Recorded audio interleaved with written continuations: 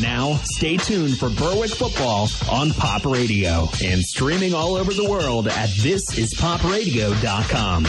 S.J. Kowalski Heating and Air Conditioning sells comfort. Since 1972, S.J. Kowalski understands the importance of doing business locally. They service what they sell and take pride in customer satisfaction. S.J. Kowalski is a trained comfort specialist, a Lennox dealer, and they are Northeastern Pennsylvania's premier dealer of Mitsubishi ductless mini split systems. S.J. Kowalski also sells and installs energy-efficient Renai water heaters and geothermal systems. Call 1-888-KOWALSKI and ask about special promotions and zero-interest financing. Hi, this is Cassidy from the Independence Ford Service Department, Route 11 in Bloomsburg.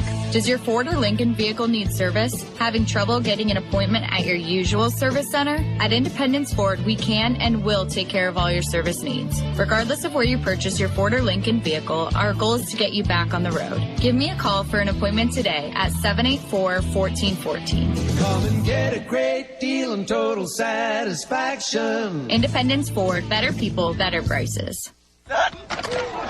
Has a sports injury got you down? No one knows sports medicine like Lehigh Valley Orthopedic Institute. Their unrivaled sports team has the highest orthopedic success rates in the region. With more than 30 years of experience, they put athletes first and provide same-day appointments. Don't let a sports injury slow you down. Learn more at lvhn.org/ortho or call 833-LV-ORTHO. You've dreamed about it. A day spent sipping wine and eating bonbons. Make the dream come true at our second annual Chocolate and Wine Festival. Sample chocolate treats, cheeses, local wines, and other goodies in support of the Ronald McDonald House of Danville. With a VIP ticket, you can get in an hour early and enjoy exclusive tastings. Pop Radio's Chocolate and Wine Festival, Sunday, November 6th at the Pine Barn Inn in Danville. Made possible by W&L Subaru Nissan Mazda and Collision Center. Get details and tickets now at thisispopradio.com.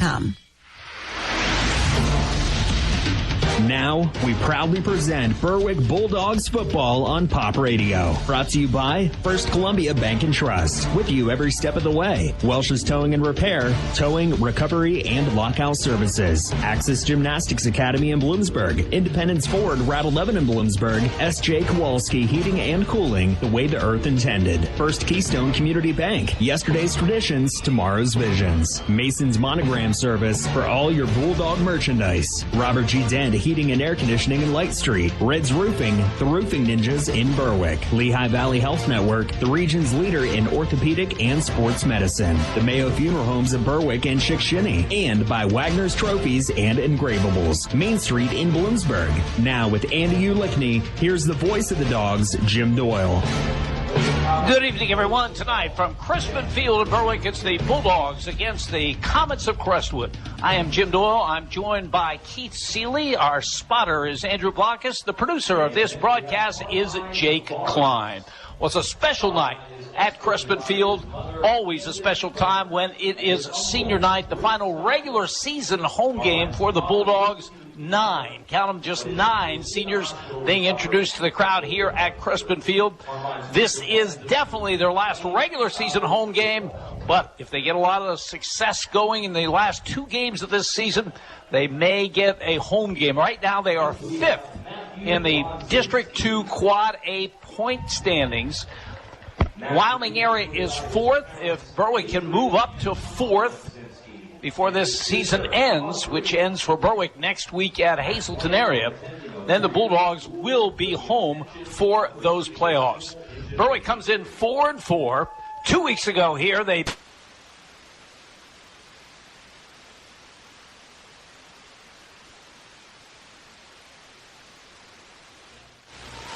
Danville team. It'll be a real challenge for Berwick tonight.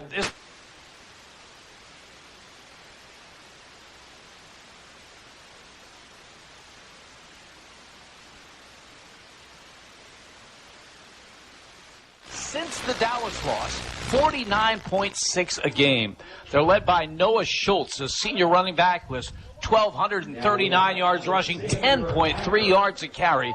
This will be a real challenge for the Bulldogs here tonight. Crestwood, believe it or not, runs out of the single wing.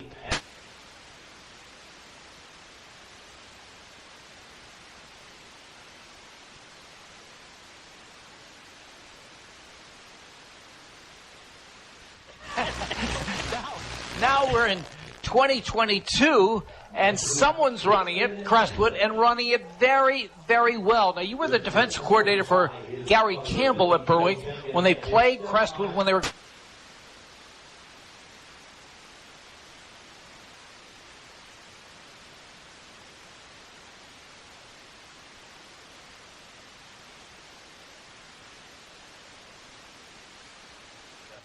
linemen pulling sometimes in opposite directions. Then you have the second.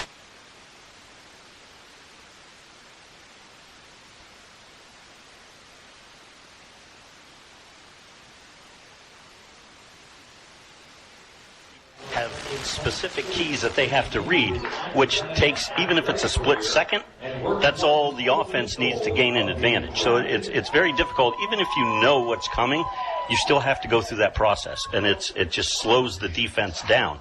And when you run it like Crestwood does, this is the results. Yeah, I've always thought it was an advantage for a team that runs something unique, that teams only get a couple of days to prepare for during the course of the season.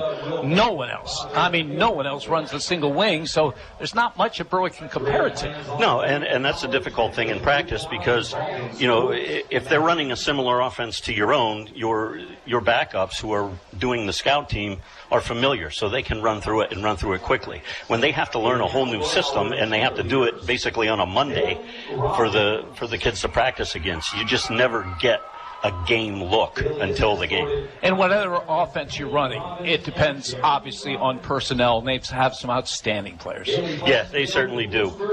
You know, the quarterback Shedlock is a freshman, but you know, watching film from the beginning of the year till now, you can see how he's gained confidence, not only in his running ability but also his throwing ability. But everything comes down to Schultz in the backfield. I mean, he's clearly the guy that they want to get the ball to. They need him to make plays to be successful. Against a team in Wilkes-Barre area, a good team that beat Berwick here at Crispin Field, Noah Schultz ran for 295 yards in the first half.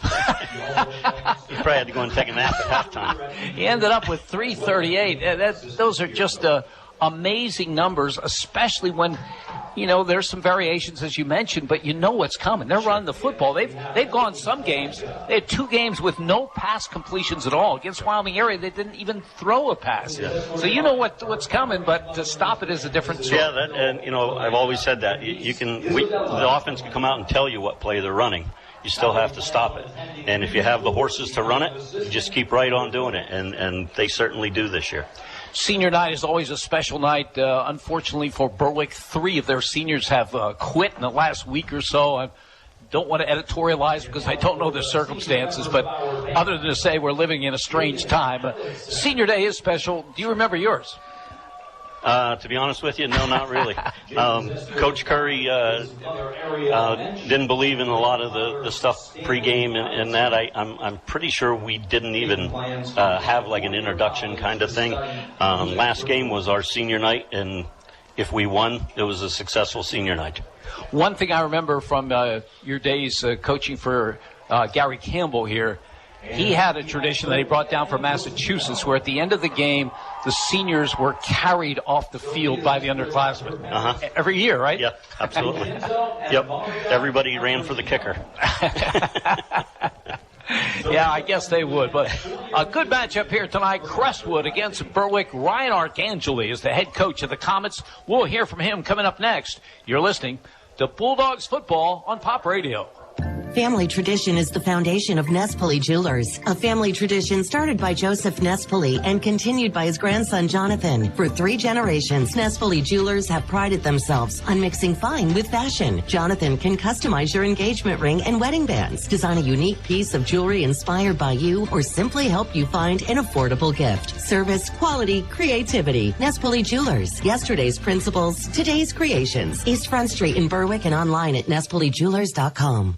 It won't be long before tax time rolls around, so remember to visit Michael Daddio CPA at ND Accounting and Consulting for your income tax needs. ND Accounting and Consulting handles both business and individual taxes, as well as offering a variety of accounting services, including payroll, auditing, and bookkeeping. For tax and accounting services, look for Michael Daddio CPA at ND Accounting and Consulting with 2 locations, 214 Pine Street in Berwick and 5929 Main Road in Sweet Valley.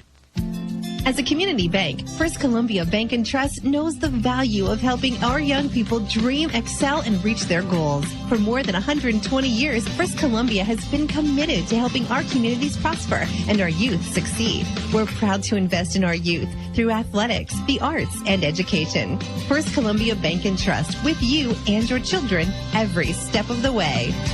Every step of the way, First Columbia Bank. Mason's Monogramming has the largest selection of Bulldog items in Berwick. Family owned with more than 30 years experience and new Bulldog wear for every age, including masks, tees, polos, sweater shirts, jackets, and hats. They even have brand new indestructible silicone cups, koozies, car coasters, decals, and more. Shop at masonsmonogram.com for their new items and select in-person pickup or shipping right to you. Follow their Instagram at Mason's Monogram for their latest new items. Mason's Monogram service in Berwick. Let them personalize for you. This is Berwick football coach Mike Bennett. You're listening to Bulldogs football on Pop Radio. Beautiful night for high school football here at Crestwood Field, home to Bulldogs football since 1929. Senior night, the senior football players have been introduced to the crowd. Right now, the band members getting there, due later the cheerleaders as well. You know, the Crestwood high school football team has made a remarkable improvement from last season. In 2021, the Comets finished 3-8. Coming into tonight's game, they are 7-1 and riding a 6-game winning streak. Crestwood coach Ryan Arcangeli explains the turnaround. I think we had to kind of find ourselves as a team. You know, obviously we have a lot of the same characters we had last year and great players. But we had to learn what it was like to play as that team. And once we were able to do that, you know, we preached for a long time that we were going to have something special or potential to have something special. And we really pushed for that in the off season. But that's from coaching the players, you know, from really both sides. So, you know, we had some really good conversation in the off season about where we wanted to go and how we were going to get there. And that means that we had to change some of our coaching philosophies and mentality too. And I think we all did a really good job of doing that from the top down. So it certainly has put us in position for great success. Your running back, Noah Schultz, is certainly in the conversation as the best player in the Wyoming Valley Conference. Tell us what makes him special. He's explosive, no doubt about it. Work ethic, coming to the weight room every day and putting in great weight room sessions, getting on the film. And then at the end of the day, really being a great leader. If you're a great leader, kids know that. They want to play really hard around that type of guy. And I think Noah has really worked on that tremendously from last year to this year. And that's really what makes him a special player. You know, obviously he can run too. He's pretty darn good, but it's really his overall, a person and who he is what makes him a special player. And certainly glad I don't have to coach against him. Well, now you take on a Berwick team at Crestwood Field. What's your report on them, and what concerns you? They are violent. That's what I think they are. They are tenacious blockers on the perimeter, and they're violent just the same. Violence shows up in tackling, how they come and bring a presence to set an edge. Really pops out on film in my eyes. So the films we do have of them, that's what you see. It's explosive toughness. And again, that's the word I'm using with my guys this week is, we have to try to match their physical violence on the field.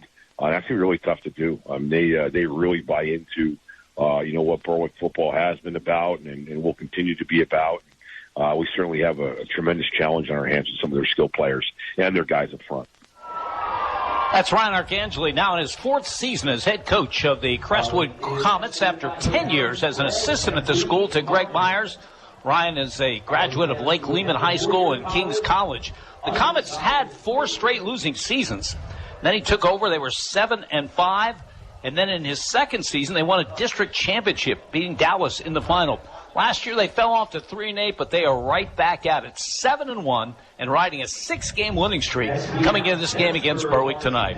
We'll take a look at the starting lineup for the Comets when we return. You're listening to Bulldogs football on Pop Radio. When you're planning your next big event, weddings, concerts, church festivals, even construction sites, remember Preferred Portables has you covered. Preferred Portables offers a luxury restroom trailer that even has hot water. Have no power? No problem. They can provide a generator to keep the lights on. Preferred Portables can provide sanitary service to campgrounds, carnivals, parks, parties, and even has an emergency service 24 hours a day. Contact Preferred Portables to learn about event and contractor pricing. Email preferredportables@gmail.com. Go Berwick Bulldogs! If you haven't been to name brand liquidations in the Berwick Plaza Shopping Center, you're missing out on great values. At name brand liquidations, you'll save money from 50 to 90% on everything imaginable. From furniture to food to bedding, you name it. Name brand liquidations not only sells a huge variety of merchandise, they feature name brands just like their name says, at low prices. When you're in the market for anything, shop at the store that has everything. Name brand liquidations. Wishing the Berwick Bulldogs a great season.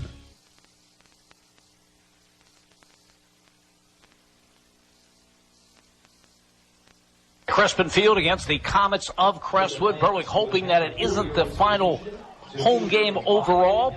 They are currently in a battle for that fourth place, that coveted fourth place, which would mean a home field for the start of the District 2 Quad A playoffs. They're in that race with Wyoming area. Berwick with 2 tough games to close out the season. Here tonight against Crestwood, on the road at Hazleton area next Friday.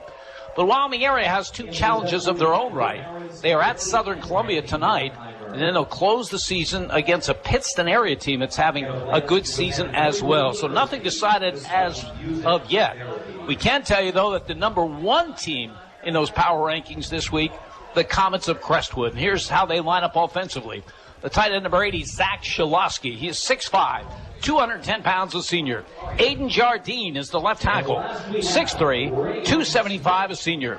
John Jones is the starting left guard. He wears number 72. He is 6'1", 270 pounds, a senior. Andrew Lenahan starts at center. He's 5'10", 220, a junior.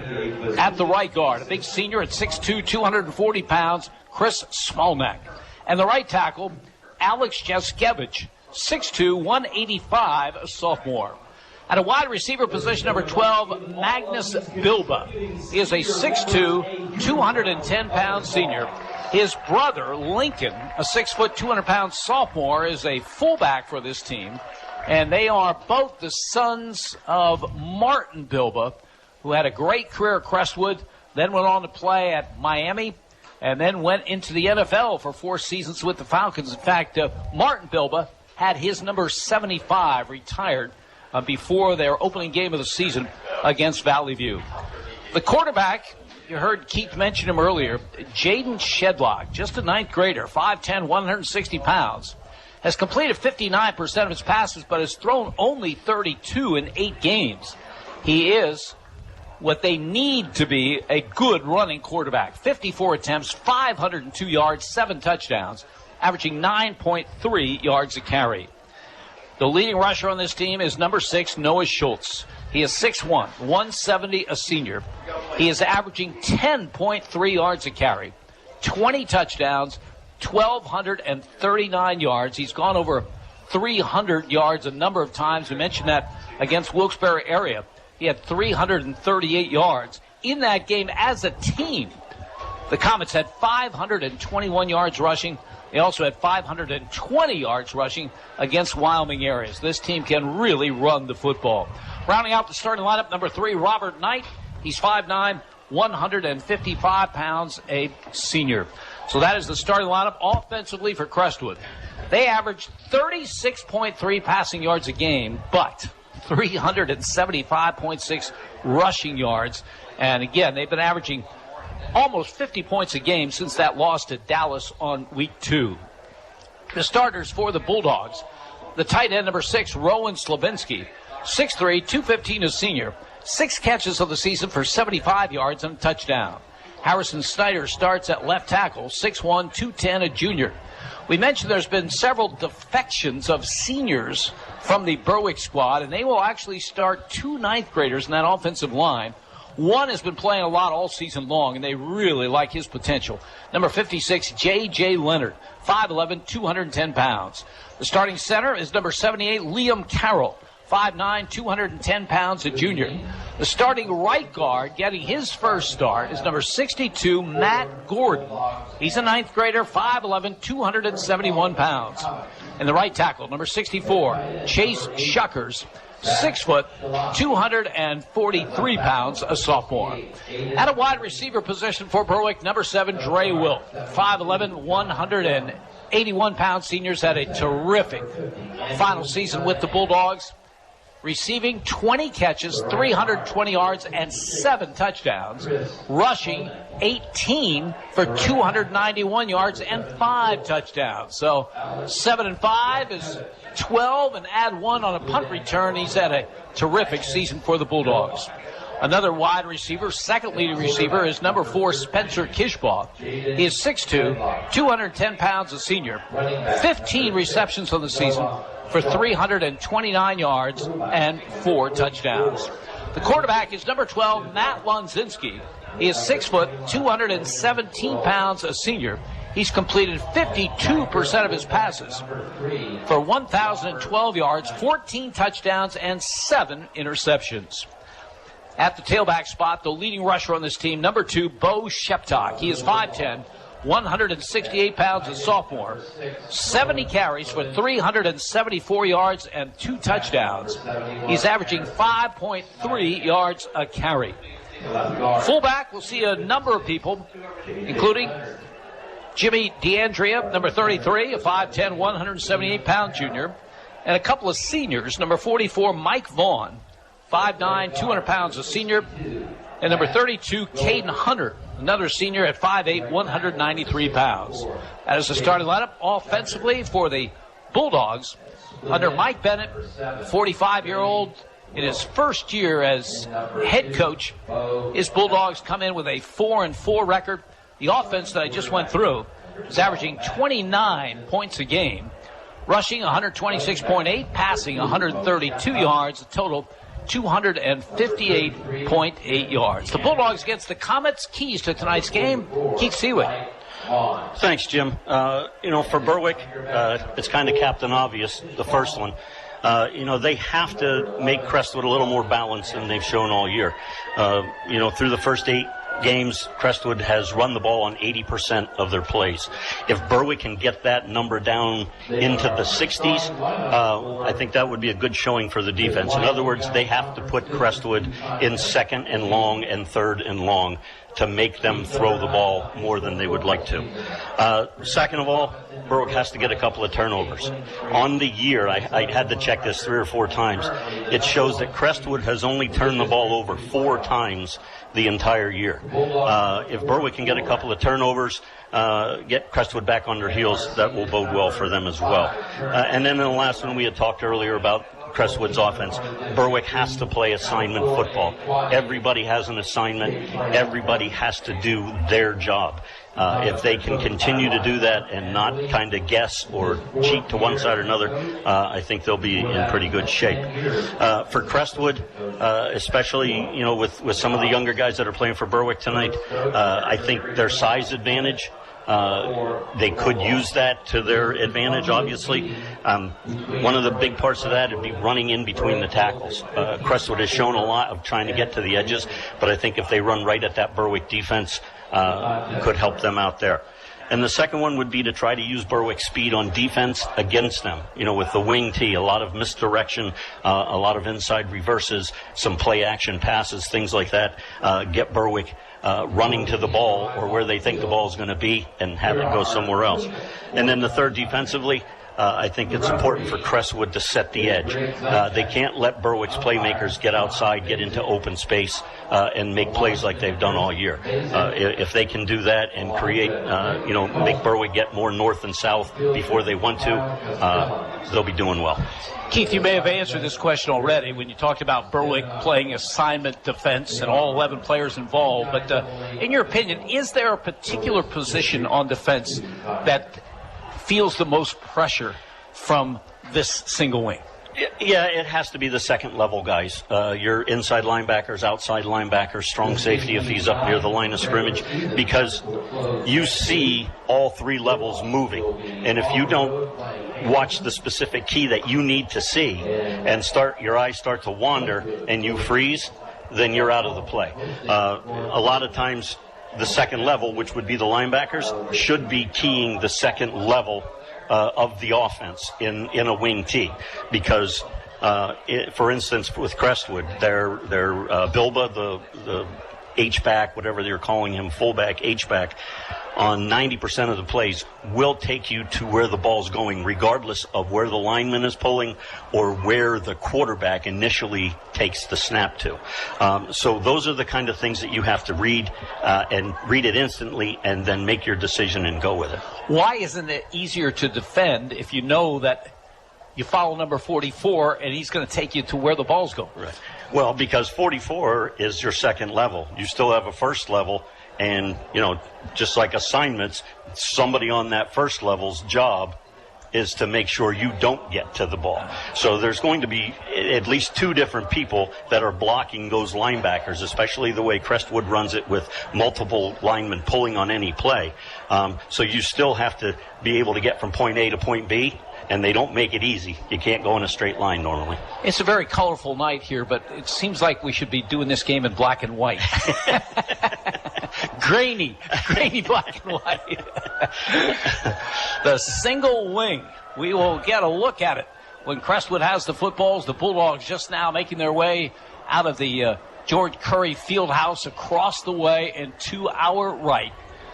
Again, the Bulldogs, in my opinion, could just about clinch that home field if they can get a win in one of these two games at least. I'm talking about Crestwood tonight and Hazleton area on the road next week, but neither one will be easy. Hazleton area having a terrific year. They have two losses, one to Dallas and one to this Crestwood team, but they throw the ball very, very well. So Bulldogs ready to burst through that banner, and here they come. This is the near side of the field. Berwick wearing their white pants, white helmets, white numerals, blue jerseys and trim. And across the way, coming out of the field house to our left, the Comets of Crestwood. Crestwood riding a 6-game winning streak, coming in with a record of 7-1.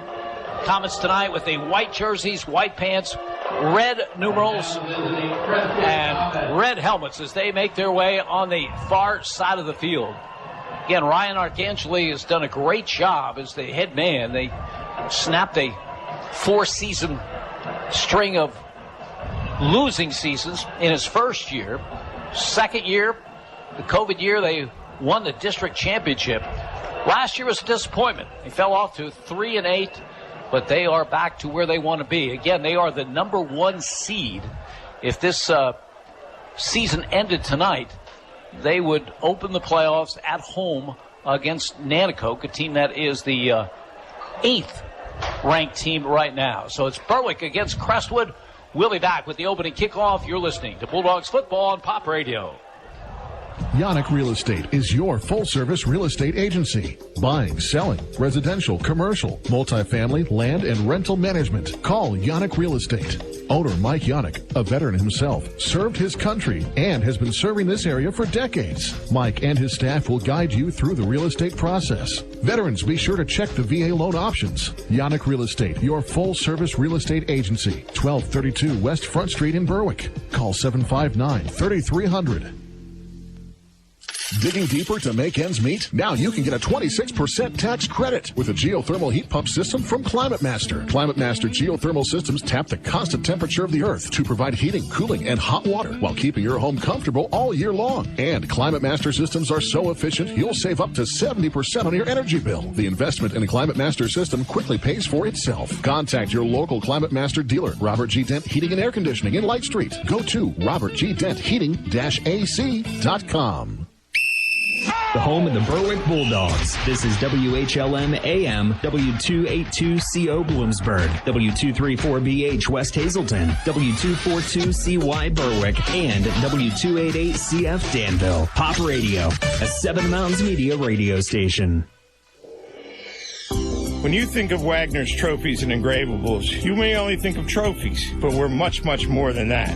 We can take care of your wedding gift ideas or gifts for your graduate. T-shirts and commemorative gifts for your company picnic or family reunion. Unique gifts, personalized to your every need. So when you think gifts, think of Wagner's Trophies and Engravables in downtown Bloomsburg. Online at wagnerstrophies.com. Whether it's the heat of the preseason or the heart of the postseason, teams will always get a little boost from playing at home. Speaking of a boost at home, State Farm can boost your savings when you combine your homeowner's insurance with your auto coverage. So score one for the home team.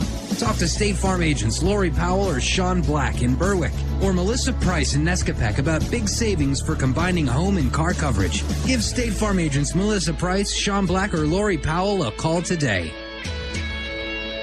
Digging deeper to make ends meet? Now you can get a 26% tax credit with a geothermal heat pump system from Climate Master. Climate Master geothermal systems tap the constant temperature of the earth to provide heating, cooling, and hot water while keeping your home comfortable all year long. And Climate Master systems are so efficient, you'll save up to 70% on your energy bill. The investment in a Climate Master system quickly pays for itself. Contact your local Climate Master dealer, Robert G. Dent Heating and Air Conditioning in Light Street. Go to robertgdentheating-ac.com.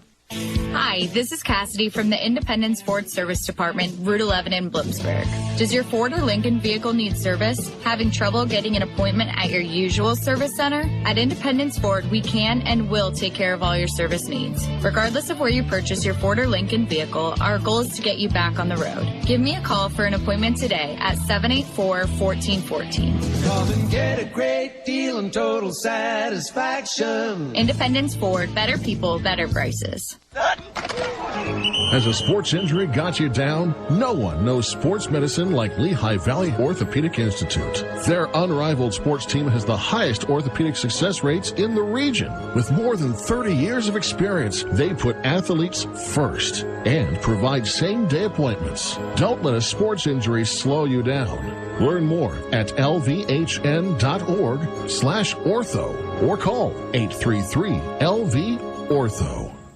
This is Berwick football coach Mike Bennett. You're listening to Bulldogs football on Pop Radio.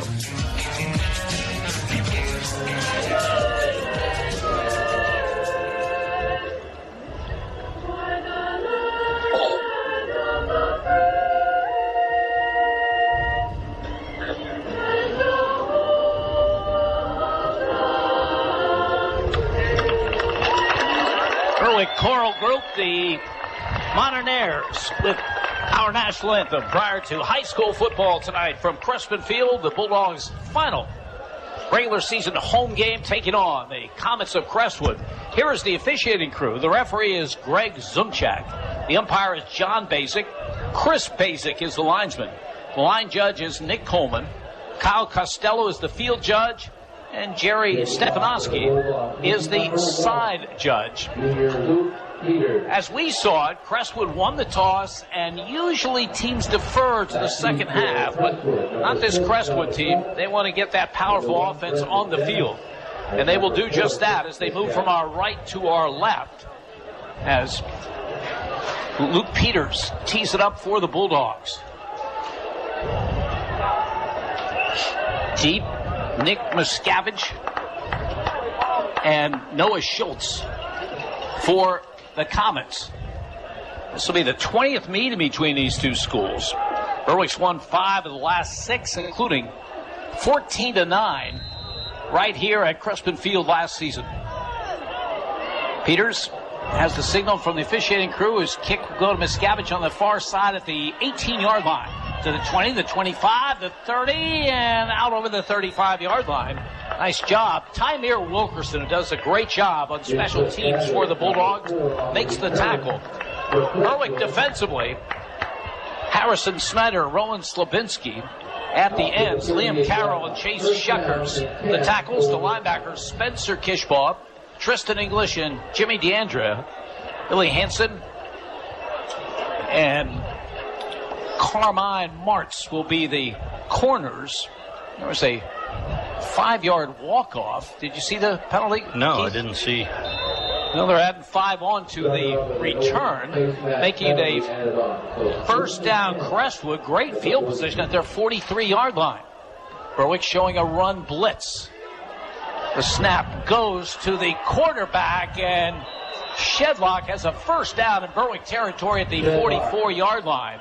Rounding out that Berwick lineup, the safeties, Bo Sheptock and Dre Wilk. It was just a fake speed sweep to Schultz, who everybody obviously thought was going to get it on the first play. Quarterback just followed the lead blocker right up the B gap. 13 yards on the carry by Jaden Shedlock, the 9th grader. The snap this time goes to Schultz. He hands it off to Knight. Knight off the right side, brought down about the 42-yard line. A little trickery there. Dre Wilk makes the stop from his safety position. It was a direct snap to Schultz again, putting the ball in his hands, and then handed off for an inside reverse to Knight. I think this is typical with the wing tee. It's going to take Berwick a few plays to get used to the speed, get used to seeing this offense run at this level. 2nd down and 8. Schultz awaits the shotgun snap. Fakes the handoff, keeps the football. No, it's Shedlock. Shedlock gets to the 40, maybe the 39-yard line. Chase Shuckers, big sophomore tackle, makes the stop for Berwick. Really nice play there by Shuckers. That was the play they opened the game with, faking the speed sweep to Schultz. Shuckers did a great job of staying home. Again, that was his assignment, and he kept it. Skilled people looking to the sideline for the play call. This is a 3rd down and 6 for the Comets at the Bulldog 40. Snap comes to Shedlock. He's back to throw. He dumps a pass off, and there's a man wide open at the 30, down to the 25-yard line as the pass goes to Robert Knight. Bo Sheptock with the tackle. Well, they run so much, and they run so well when they do pass. Usually there will be people open, and Robert Knight was there. Obviously, a missed assignment somewhere. He was open by 15 yards. It was what we call a waggle, where the quarterback comes back to the weak side with the wing into the flat, and he was wide open. 1st and 10 from the 25-yard line. Snap goes to Schultz. Here's his first carry. He turns the corner at the 20, the 15, the 10, the 5, and Noah Schultz on his first carry of the evening goes 25 yards for the touchdown. And, they made that one look easy. Schultz just took the direct snap. They pulled their offensive guard, and in an unbalanced set would be the end. And they just overwhelmed Berwick with the numbers around the right end. So an impressive drive.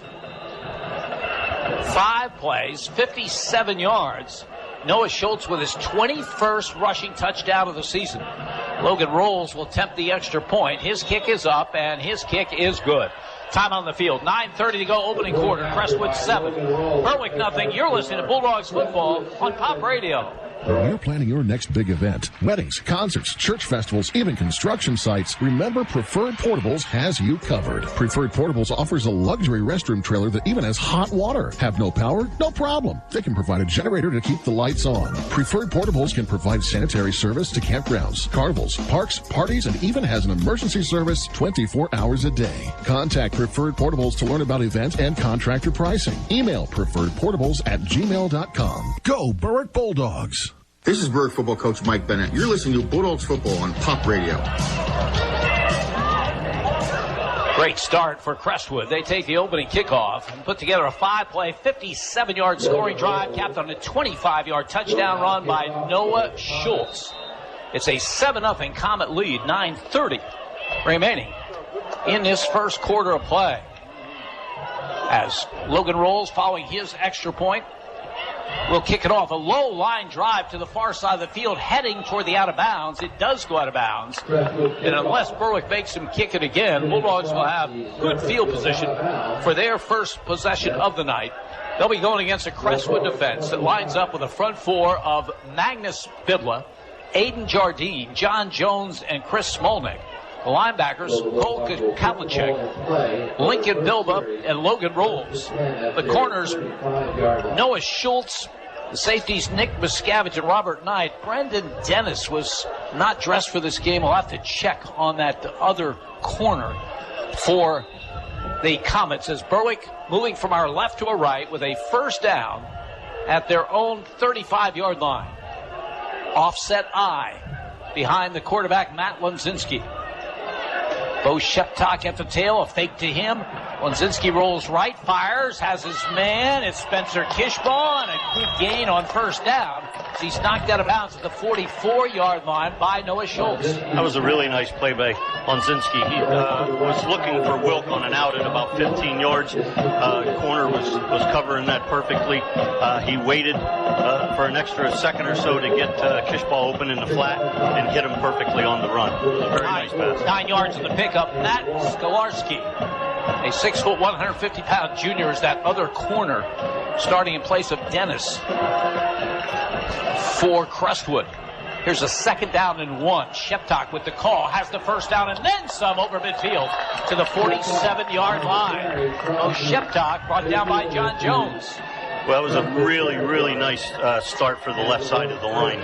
Gordner, Shuckers, and Slabinski at tight end took the defensive line for Crestwood off the ball 10 yards down the field. It was as nice as you could put it on paper. 7 yards on the carry by Bo Sheptock. First and 10, Berwick at the Crestwood 49-yard line.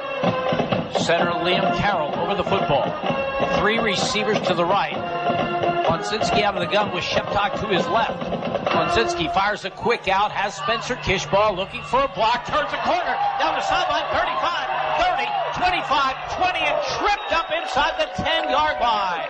Just a quick out to Spencer Kishbaugh, and he does the rest. Matt Skolarski makes the saving tackle. It was a really nice block there by Wilk. They were in a twin set with Wilk and Kishbaugh wide. Just a hitch pass to Kishbaugh. Wilk made one block. Kishbaugh was gone down the sidelines. Excellent play design. First and goal, Berwick at the Crestwood 9. 40 yards on the play to Spencer Kishbaugh. Out of the pistol. Lonzinski has the snap, gives to Sheptock, tries the left side, looks for some blocking, hit behind the line, breaks free, and gets to the 5, maybe the 4-yard line. Good effort. It was strung out well. Yeah, it looked like on the stop. It looked like Sheptock had some open space there at the beginning. Crestwood rallied to the ball really well, strung him out to the sideline. Second and goal, Berwick at the Crestwood 4-yard line. Comets scoring quickly on their first possession. Berwick trying to answer, 4 yards away from doing that with 8:08 to go in this first quarter. Kishbaugh wide to the left. Slot to the right. Ethan Lear is in there as the slot back. Looking the other way, throwing it high into the end zone, incomplete. Lonzinski tried to take advantage of the size of Spencer Kishbaugh, but it was knocked down, and now it's third down and goal. Berwick at the Comet 4. It really was a nice throw by Lonzinski, though. He put it in the only place that he could put it, that the offensive player was the only guy that had a shot at catching that ball. Just probably about 6 inches too far. Third and goal, Berwick at the Crestwood 4-yard line. Rowan Slabinski's the tight end on the left. 3 receivers to the right. Lonzinski out of the gun. Has the snap. Toss to Sheptock. Looking for room. He gets close to the goal line. Cut down at the 1.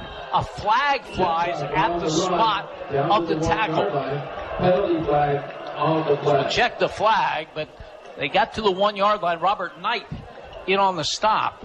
The flag was thrown right where the tackle was made. I didn't see any other Berwick players in that vicinity.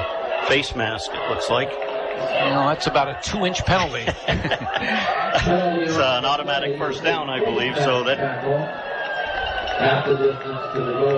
I don't think it is. No, it isn't. No, it isn't. So that's not much of a penalty at all. Now it's fourth down and less than a yard for Berwick.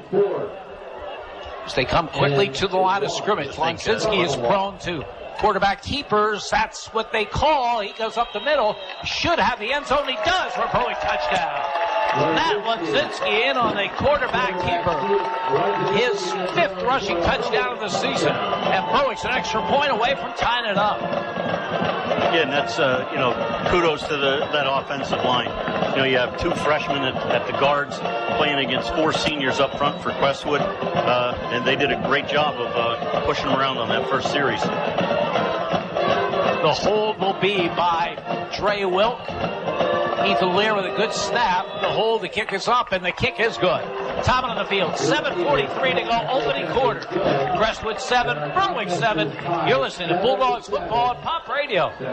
Digging deeper to make ends meet? Now you can get a 26% tax credit with a geothermal heat pump system from Climate Master. Climate Master geothermal systems tap the constant temperature of the earth to provide heating, cooling, and hot water while keeping your home comfortable all year long. And Climate Master systems are so efficient, you'll save up to 70% on your energy bill. The investment in a Climate Master system quickly pays for itself. Contact your local Climate Master dealer, Robert G. Dent Heating and Air Conditioning in Light Street. Go to robertgdentheating-ac.com.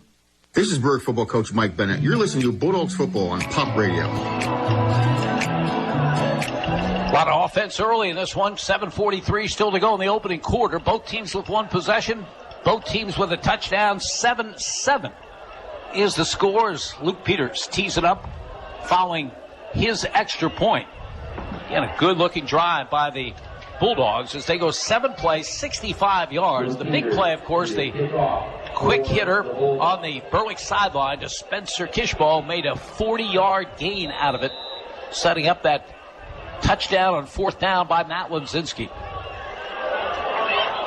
Peters with the kick. Very, very high and short. Miscavige at the 18-yard line to the 20, the 25, the 30, 35, and all the way out to the 42. There is a flag down the play. Josh Kishbaugh makes the stop for Berwick. We will check the flag. Berwick obviously on their kickoffs is keeping the ball away from Schultz, which makes sense. But Miscavige is showing that he's somebody who needs to be reckoned with as well.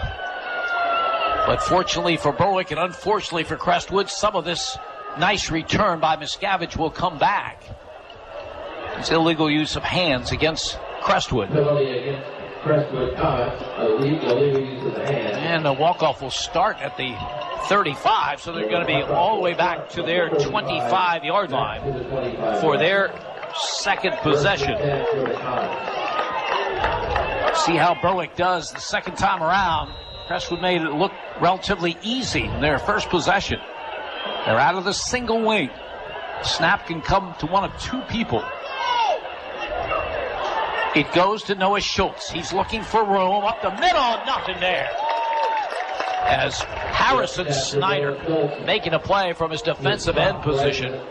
He has had a good junior season. I tell you what, he looks like a defensive end. He's a well-built kid. He's athletic, and obviously he brings it to the table on every play. That is the 12th tackle for loss for Harrison Snyder this season. It's back at the 24, so Schultz will lose a yard. 2nd down and 11 for the Comets. Shedlock has the snap. He fires a pass, a bullet pass, completion out to the 33-yard line. Josh Hill makes the grab. It was a bullet pass. Good coverage by Billy Hansen. Really nice throw. Hansen had great coverage. It looked like Kishball actually tipped that ball before it got to the receiver.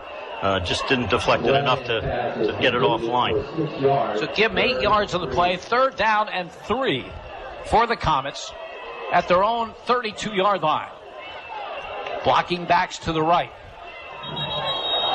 Lots of shifting and a flag.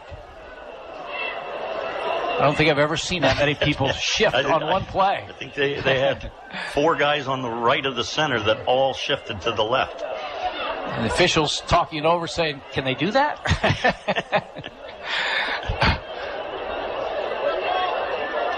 Offside against Berwick. Yep.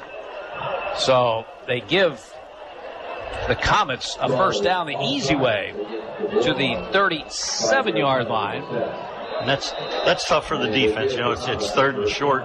The defensive line is geared up. They know they're going to get run at. So they're ready to go at the first sign of movement, although, they're always taught, watch the ball. Comets 1st and 10 at their own 37-yard line.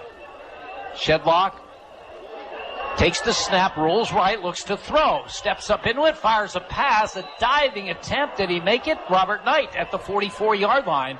Nice play by him, underthrown by Shedlock. Knight with a diving catch at the 44, pickup of 7. It's that same waggle play that they ran earlier tonight in the flat. I thought Slabinski looked like he dropped off the line of scrimmage and had the flat covered, then had to come up for the quarterback and threw it over his head. 2nd down and 3. There's that shift again, and again Berwick jumps off. The Bulldogs just not adjusting to this massive shifting of Crestwood. And another freebie 1st down to the 49-yard line. And in an offense like this, when they have all things rolling like they do right now, the last thing you could do is give them free yards. Carmine Martz checks in a corner for Berwick, replacing Billy Hansen from the 49. There's the shift. Berwick holds their positions. And the snap comes to Schultz, and he tries the left side. He gets into Berwick territory. Not far, though. Harrison Snyder makes a nice tackle from behind. They mark it at the Bulldog 47-yard line. Pick up a 4, 2nd down and 6. Yeah, just a direct snap. Didn't really need to pull anybody. They had an unbalanced line to the left, so they brought their right tackle when they shift over to the left side. So they actually have 3 linemen to the left of the center. 2nd down call coming. Blocking backs to the right. Shedlock and Schultz. One of them will get this snap. It is Schultz to the Berwick 43-yard line. He'll be short of the 1st down yardage as James DeAndre makes the stop from his linebacker position. It's just a direct snap to Schultz. Like we were talking about before the game, it's, Crestwood using those big bodies up front just to lean on Berwick. Got 4 yards. 3rd down and 2. Crestwood at the Berwick 43-yard line.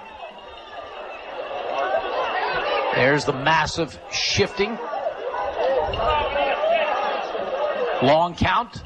Snap comes to Schultz. Schultz has the 1st down and then some as he gets to the Berwick 40-yard line. Chase Shuckers makes the stop for the Bulldogs.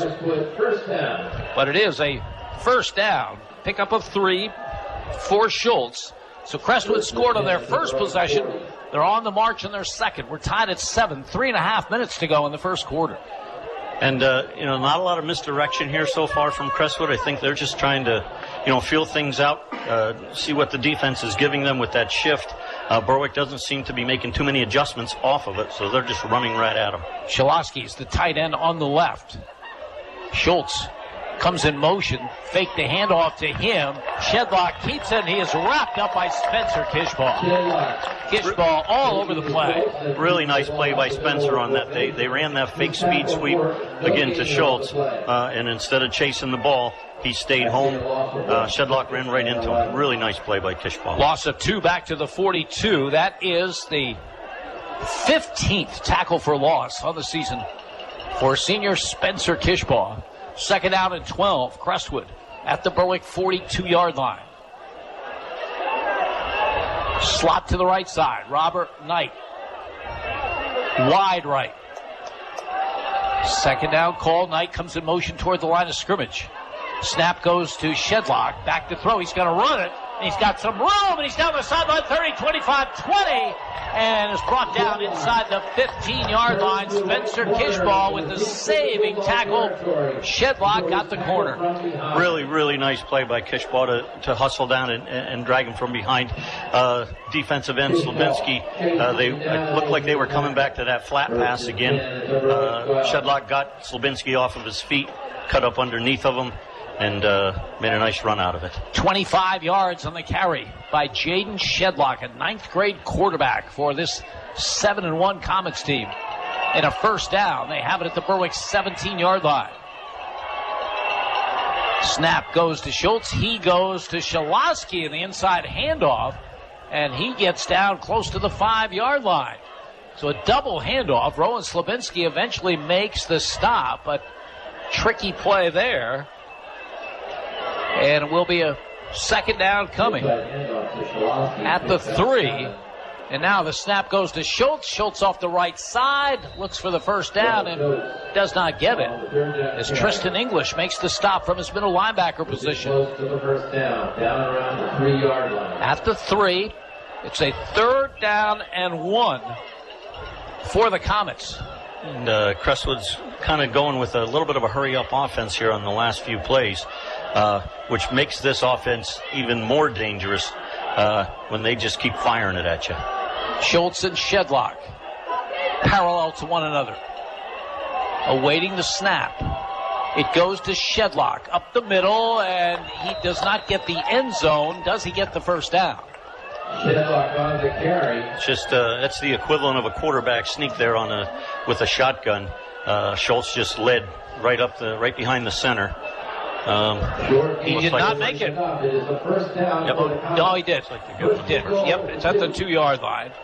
1st and goal for Crestwood. Tristan English on that last stop for the Bulldogs. So from the Berwick 2-yard line, Shedlock and Schultz in the backfield. Shedlock gets the call up the middle. Jaden Shedlock looking for the end zone, and it is a Crestwood touchdown. So the Comets 2 for 2 in possessions, and they take the lead. This is the single wing. I think Berwick has had some success on some plays on that, but if you're not ready for every play, they'll get you. And Crestwood runs it as well as anybody. 75-yard drive by the Comets. It's Logan Rolls with the extra point. The kick is up. The kick is good. Time on the field. 28 seconds to go over the quarter. Crestwood 14. Berwick 7. You're listening to Bulldogs Football on Pop Radio. Hi, this is Cassidy from the Independence Ford Service Department, Route 11 in Bloomsburg. Does your Ford or Lincoln vehicle need service? Having trouble getting an appointment at your usual service center? At Independence Ford, we can and will take care of all your service needs. Regardless of where you purchase your Ford or Lincoln vehicle, our goal is to get you back on the road. Give me a call for an appointment today at 784-1414. Come and get a great deal and total satisfaction. Independence Ford, better people, better prices. This is Berwick football coach Mike Bennett. You're listening to Bulldogs Football on Pop Radio. Oh, we talked so much about Noah Schultz in the pregame, and rightfully so. He's had a tremendous season. But this quarterback, Jaden Shedlock, can really run with the football. And he had a 25-yard run on that 14-play, 75-yard drive, a drive that he capped off with a 2-yard touchdown run. And the Comets have the lead at 14-7 with 28 seconds to go in this opening quarter for Shedlock. That is his 8th rushing touchdown of the season. Yeah, this offense is hard enough to stop when you have one running back. When you throw a quarterback that can run like Shedlock has shown so far, it just makes it doubly as tough. Logan Rolls, 2 for 2 in extra points, will kick it off for the Comets. First kick tried tonight went out of bounds. This one comes up short, bounces about the 25-yard line, picked up there by Bo Sheptock, who's brought down quickly. So Berwick will take over for their second possession. Michael Antosh down to make the play for the Comets. Looks like this is going to be one of those games where, Berwick's going to have to answer almost every time they have the ball. Did a great job the first series. We'll see if Crestwood makes any adjustments. It looked to me on the first series that Crestwood was crowding the line of scrimmage, bringing up both outside linebackers. They had 8 men in the box covering the wideouts with the 2 corners and the safety. Let's see if they bring anybody out of there. So the Bulldogs moving from our left to our right with a first down at their own 27-yard line, trailing 14-7. Slot to the right side. Lonzinski out of the gun. Fakes handoff, keeps the football himself, and runs hard into the secondary. Gets to the 31, maybe the 32-yard line. So Matt Lonzinski up the gut. Brought down by Chris Molnack. Smolnak makes the stop. A gain of 5 in that first down, and what will be the final play of this quick-moving opening quarter with the score. Crestwood 14 and Berwick 7. You're listening to Bulldogs football on Pop Radio. Has a sports injury got you down? No one knows sports medicine like Lehigh Valley Orthopedic Institute. Their unrivaled sports team has the highest orthopedic success rates in the region. With more than 30 years of experience, they put athletes first and provide same-day appointments. Don't let a sports injury slow you down. Learn more at lvhn.org/ortho or call 833-LV-ORTHO. This is Berwick football coach Mike Bennett. You're listening to Bulldogs football on Pop Radio. One quarter in the books here at Crispin Field in the final regular season home game for the Bulldogs. Lots of offense in that opening quarter. 14-7, Crestwood leads Berwick. No punts. Both teams moving the ball well. This is Berwick's second possession. They'll start this quarter, moving from our right to our left with a 2nd down and 5 at their own 32-yard line. And I know you mentioned before the game that this might be a black and white kind of TV viewing. I think they've moved it up to HD at this point. Both teams have shown that they can move the ball on each other. Yeah, they have indeed in that opening quarter. Not had a punt yet. See how the Berwick plays it from their 32-yard line as Dre Wilk splits wide to the right side. Matt Lunzinski out of the gun. Ethan Lear comes in motion. Handoff off the left side. Bo Sheptock. He's brought down by Noah Schultz after a gain of maybe a yard to the 33. 3rd down and 4 coming for the Bulldogs. It's almost like the old Statue of Liberty play there. Lunzinski handed it off on his inside, faked a bubble screen to the right. Dallas didn't bite. There's a lot of football to be played, but boy, you don't want any 3-and-outs against this Crestwood team. Berwick facing a 3rd down and 4 now. Getting down by 14 would not be a good spot for Berwick to be in. Slot to the right side. Lunzinski has the shotgun snap and he's back to throw. Here comes the pass rush. He turns the corner. Lots of running room. 40, 45, and out of bounds near midfield. Matt Lunzinski gave it a look downfield and then found all sorts of running room off to the left.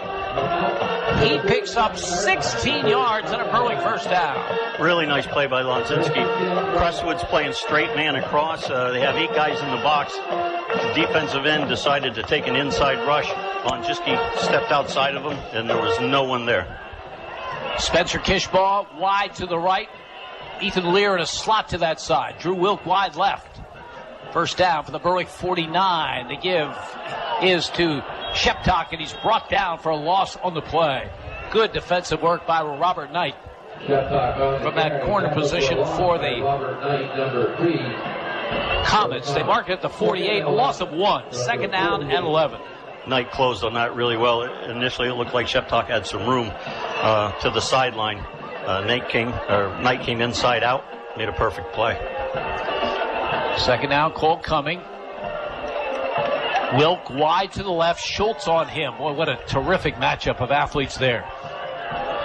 2nd and 11. Lunzinski back to throw. Big pass rush, dumps it off to Sheptock. He's hit, dropped for a loss back at the 41-yard line.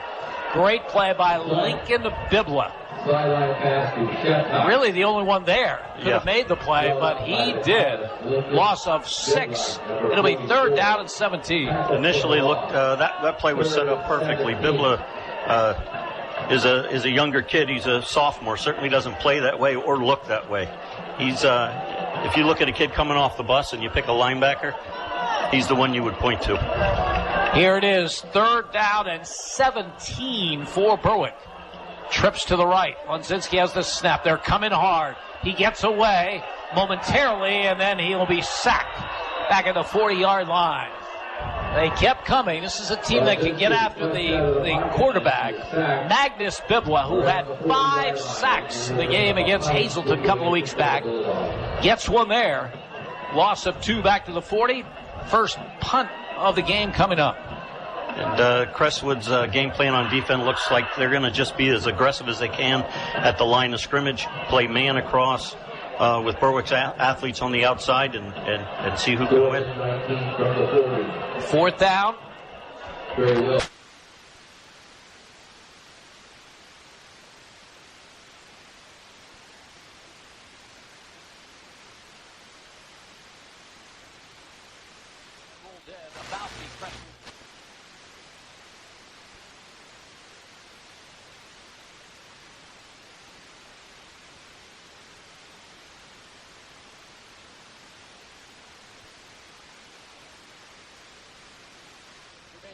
In the first half. And now we see Matt Lunzinski coming on defense. To my knowledge, the first time this season. Looks like he's going to be either a defensive end or a linebacker.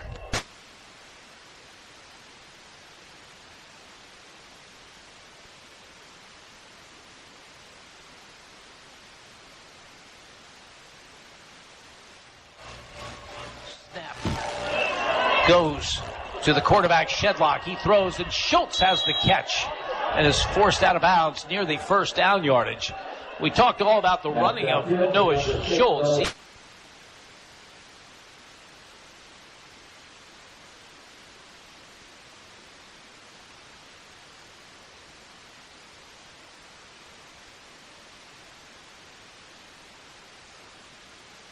Crestwood needs him to do, but Berwick has to figure that waggle.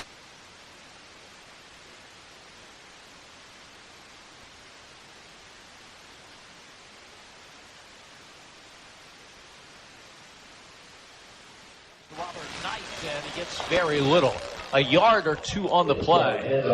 So Spencer Kishbaugh coming in making the stop. They mark it at the 43, pickup of 2, 2nd down and 8. And Berwick's defense I think has been playing very well on first down. Crestwood's been in 2nd and 8, 2nd and 10, 2nd and 11. That flat pass has hurt them a few times, but if they can continue that on first down, they still have a chance to be successful here. 2nd down and 8. Snap goes to Schultz. He tries to sweep the left side, has blocking out in front, over midfield to the Berwick 45.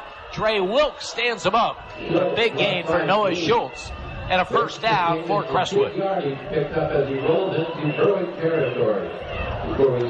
Make that a 7 and a 6 and a 13-yard run by Noah Schultz. Again, he's had some outstanding games this season.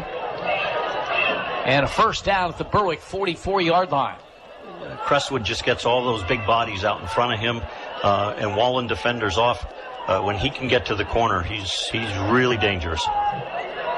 Again, in the single wing, 2 players awaiting the snap. It's Schultz that gets it up the middle. Berwick defends it well, but they keep pushing and there's no whistle, and they get all the way to the 35-yard line. Well, since they put in the rule that you're allowed to push from behind, the pressure's on the officials, like, when is the play over? Right. And that time they really were patient. Yeah, that to me is a dangerous play. 2nd and 2. Schultz gets the snap and appears to have the first down at the Berwick 33-yard line. Getting back to that push, at some point you have to establish that it's not the running back that's gaining the yards, that it's the lineman or the fullback or whoever's behind them, and at that point the play should be whistled dead. Crestwood players look over to the sideline for the play call. They have a first down at the Berwick 33-yard line. Clock running, 6:45 to go in the opening half. They have scored on their first 2 possessions, trying to make it 3 for 3. They lead Berwick 14-7. Berwick really needs a stop here. Knight goes in motion right to left. The snap goes to the quarterback, Shedlock, and he gets very little on the play. Ethan Lear, playing in that Berwick secondary, makes the play for the Bulldogs. Just a gain of a yard by Jaden Shedlock. 2nd down and 9. Crestwood, the Berwick 32. Where the clock really runs when they've got this kind of offense going. I'd have made dinner reservations for 9 if I had thought about it. 2nd down. Crestwood at the Berwick 32.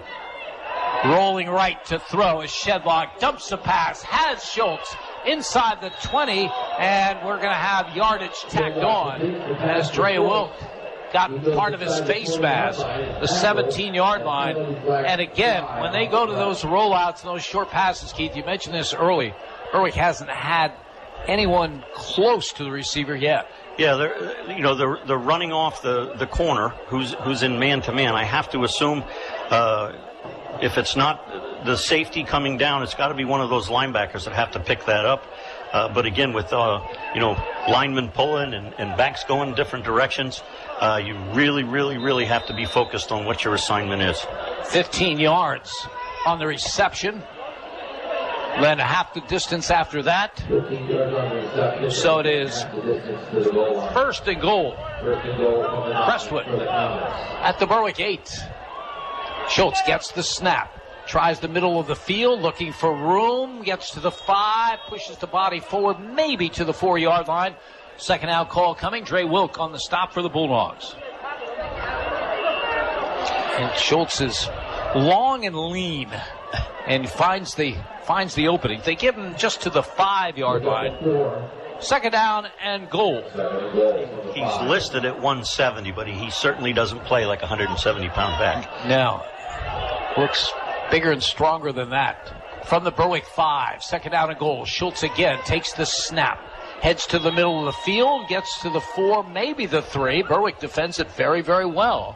As Tristan English coming from his middle linebacker position. So now it is third down and goal for Crestwood at the 4-yard line. Just a yard on that carry. And Crestwood, the MO in this game so far is inside the 5.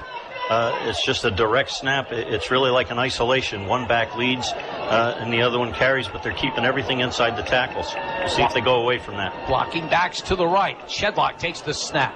He's going to keep it. He lowers the shoulder. He heads toward the end zone. Officials haven't indicated, and now they do. It's a Crestwood touchdown. Jaden Shedlock in from 4 yards out, capping another scoring drive for the Comets. Showed great vision on that one. They kind of strung that out. Berwick did a pretty good job of stringing the play out. Shedlock just found a hole, ducked up inside to get to the goal line. So the freshman quarterback with his second rushing touchdown of the game. This one from 4 yards out. Logan Rolls' extra point kick is up, and the kick is good. Time on the field, 4:15 to go in the first half. Crestwood 21, Berwick 7. You're listening to Bulldogs football on Pop Radio. When you're planning your next big event, weddings, concerts, church festivals, even construction sites, remember Preferred Portables has you covered. Preferred Portables offers a luxury restroom trailer that even has hot water. Have no power? No problem. They can provide a generator to keep the lights on. Preferred Portables can provide sanitary service to campgrounds, carnivals, parks, parties, and even has an emergency service 24 hours a day. Contact Preferred Portables to learn about event and contractor pricing. Email preferredportables@gmail.com. Go Berwick Bulldogs! This is Berwick football coach Mike Bennett. You're listening to Bulldogs football on Pop Radio.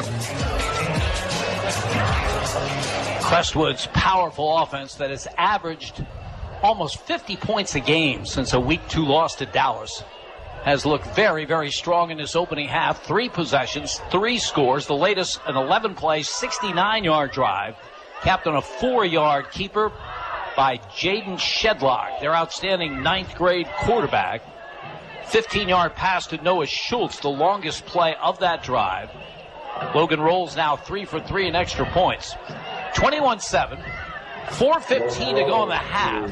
Remember, Berwick will get the football to start the second half. So, at the very least, they'd like no time left after this possession. Ideally, they'd like to get on the board and cut it to 7 at the break. Yeah, really important drive here for Berwick. Logan Rolls' kick comes up very, very short. Bounces at 25, and no one covers it for Berwick. And Crestwood's on at the 24-yard line. Nobody from Berwick went toward the football. They treated it like a punt, and that is a huge play. Huge mistake there. Whoever was on the wall in front of the returners, it looked like they were going to return the ball to the left side, and he vacated that spot. The returner, which was Wilk, I think, was on that side. Not sure if he doesn't understand the rule or just for a minute flaked out there, but can't have that happen. Wow, this could get ugly now at the half. Still 4:14 to go. And Crestwood with a great opportunity to add to what is already a 21-7 lead as they have it at the Berwick 25-yard line. Shedlock has the snap, and he's back to throw, and he's hit as he gets it away into the end zone. Incomplete. Dre Wilk on the coverage. And Harrison Snyder lowered the boom on Shedlock as he got that pass away. Really nice pass rush there. I think that had to affect the pass. He did have the split end. Or no, that was Schultz that was out there. Had him down the sideline, just overthrew him. Second down and 10. Crestwood at the Berwick 25-yard line. Trying to add to their lead.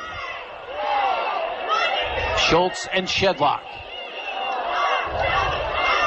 One of them will get this snap. It's Schultz, and he in turn hands off to Knight, and nothing doing. Then he takes a real hit for a loss on the play as Jimmy DeAndrea comes from his linebacker spot. They mark it at the 25, so no gain on the play. Third down and 10. Really nice fill by DeAndrea on that play. They did see a little bit of a gap on that backside. He tried to cut it back. DeAndrea filled the hole and hit him square in the numbers. Third down and 10. Berwick desperate for a stop, trying to stay in this one. And Crestwood will use a timeout. 3:34 to go in the half. 21-7 Comets. You're listening to Bulldogs football on Pop Radio. If you have a child that's interested in gymnastics, or if you've been practicing the sport for years, then Access Gymnastics Academy is where you want to be. Their dedicated coaches will teach you everything you need to know to perform your best, from the basics of flexibility, form, and style to advanced techniques that will improve your rhythm and style during a routine. Call Heidi Rebuck at Access Gymnastics Academy at 570-441-5969. That's 570-441-5969. Now enrolling for beginner to advanced classes at 917 East 7th Street in Bloomsburg. This is Berwick football coach Mike Bennett. You're listening to Bulldogs football on Pop Radio. Crestwood called the timeout to discuss this third down and 10. They have it at the Berwick 25-yard line. And Crestwood leading this one 21-7 with 3:34 remaining in the opening half. I'd be surprised if they don't come back to that waggle play where they get Schultz out in the flat. Berwick hasn't made any adjustment to cover that to some degree. This is not the formation that's run out of, but Schultz is wide to the left as Shedlock awaits the snap and flag down on the play. Illegal procedure against Crestwood. They had two players moving at the same time. The linemen weren't set yet, and Knight went in motion. Third and 15. Berwick needs a stand here to stay in this game. Again, they will get the football to start the second half, but I'd like to keep it at 21-7 if they can. You have to think from here that Crestwood has two plays in mind to get that 15 yards back. Third down call coming. Hillip, the wide receiver to the right.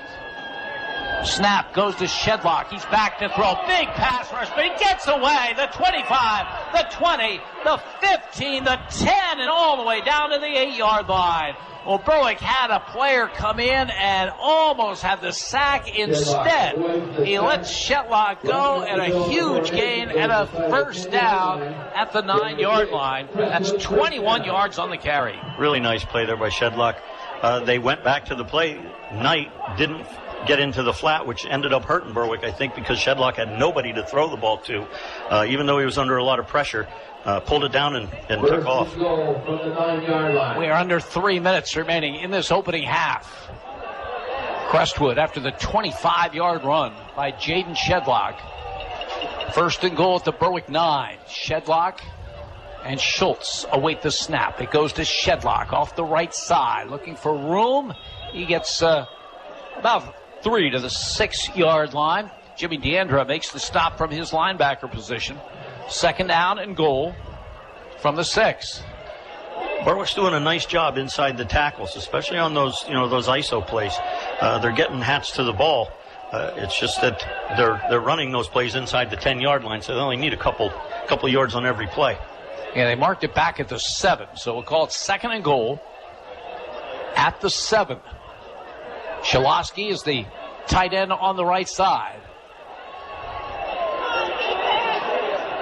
Full house backfield now, momentarily, and a flag down on the play.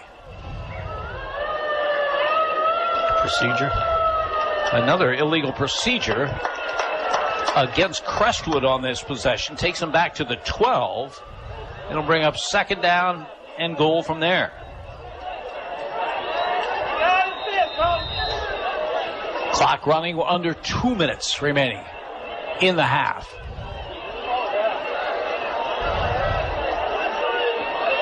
So Crestwood at the Berwick 12-yard line. Snap goes to Shedlock, rolls right, throws in the end zone, has a man wide open for the touchdown. It's Shaloski, the tight end. Zach Shaloski, by his lonesome, grabs the pass, and Crestwood takes advantage of the Berwick special teams mistake and gets on the board one more time. Really nice play design there. The quarterback rolls to his right. Shaloski actually lined up as the left tight end, came all the way across the field. It ends up being a flood. You have a back in the flat. Your split end goes to the corner, and that tight end drags across in between the two of them. It was wide open. So Shaloski with the touchdown. Extra point attempt coming by Rules. Kick is up, and the kick is good. Time on the field, 1:40 to go in the first half. Crestwood 28, Berwick 7. You're listening to Bulldogs football on Pop Radio. The Mayo Funeral Homes, located at 110 Chestnut Street in Berwick and 77 Main Street in Chickashinny, are proud sponsors of Berwick Bulldog football. The Mayo Funeral Homes, serving all faiths, makes it easier for those you love with pre-arranged funeral counseling, insurance, and pre-financed funerals. Mayo Funeral Homes also offers expert guidance in both traditional and cremation services. Mayo Funeral Homes, perfection in every detail. This is Berwick football coach Mike Bennett. You're listening to Bulldogs football on Pop Radio. 1:40 to go, opening half. Crestwood's built a 28-7 lead over Berwick. Keith, I'm very, very impressed by ninth grade quarterback Jaden Shedlock. He's run for 2, he's thrown for a third. He looks in complete control.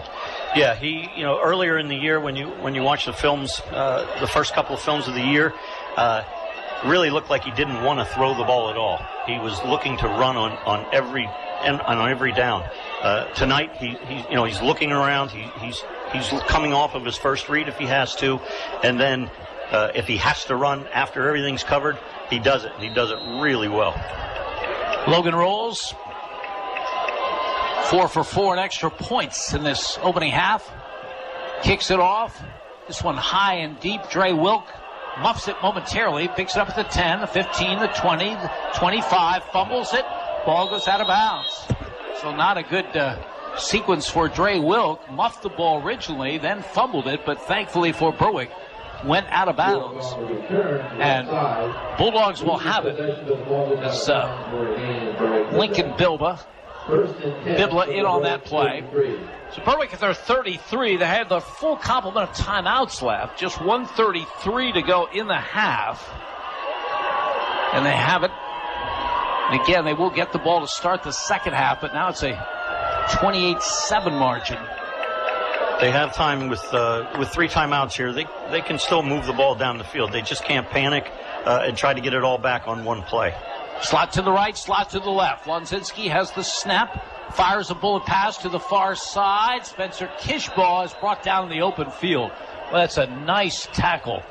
Matt Skolarski, who was not in the starting lineup that we were given, but has started in this game and has been in on a lot of plays. Just 5 yards, second down and 5. Lonzinski throws again to the sideline. Spencer Kishbaugh this time runs over a tackler, gets the first down, and stops the clock. Again, it's Skolarski who makes the play, but Kishbaugh doing a good job getting the first down and getting out of bounds.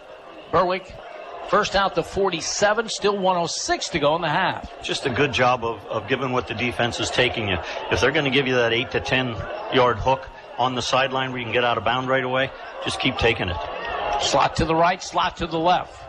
Lonzinski has the snap. Back to throw, looking long, nothing there. Now he rolls and throws it away. Nicely done by Lunzinski. There was nothing there, so he just threw it over the head of the only receiver in the area, Billy Hansen.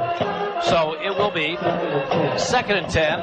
Berwick at their 47, exactly 1 minute remaining in the half. That was a nice play by Lunzinski there. He could have tried to force that ball in.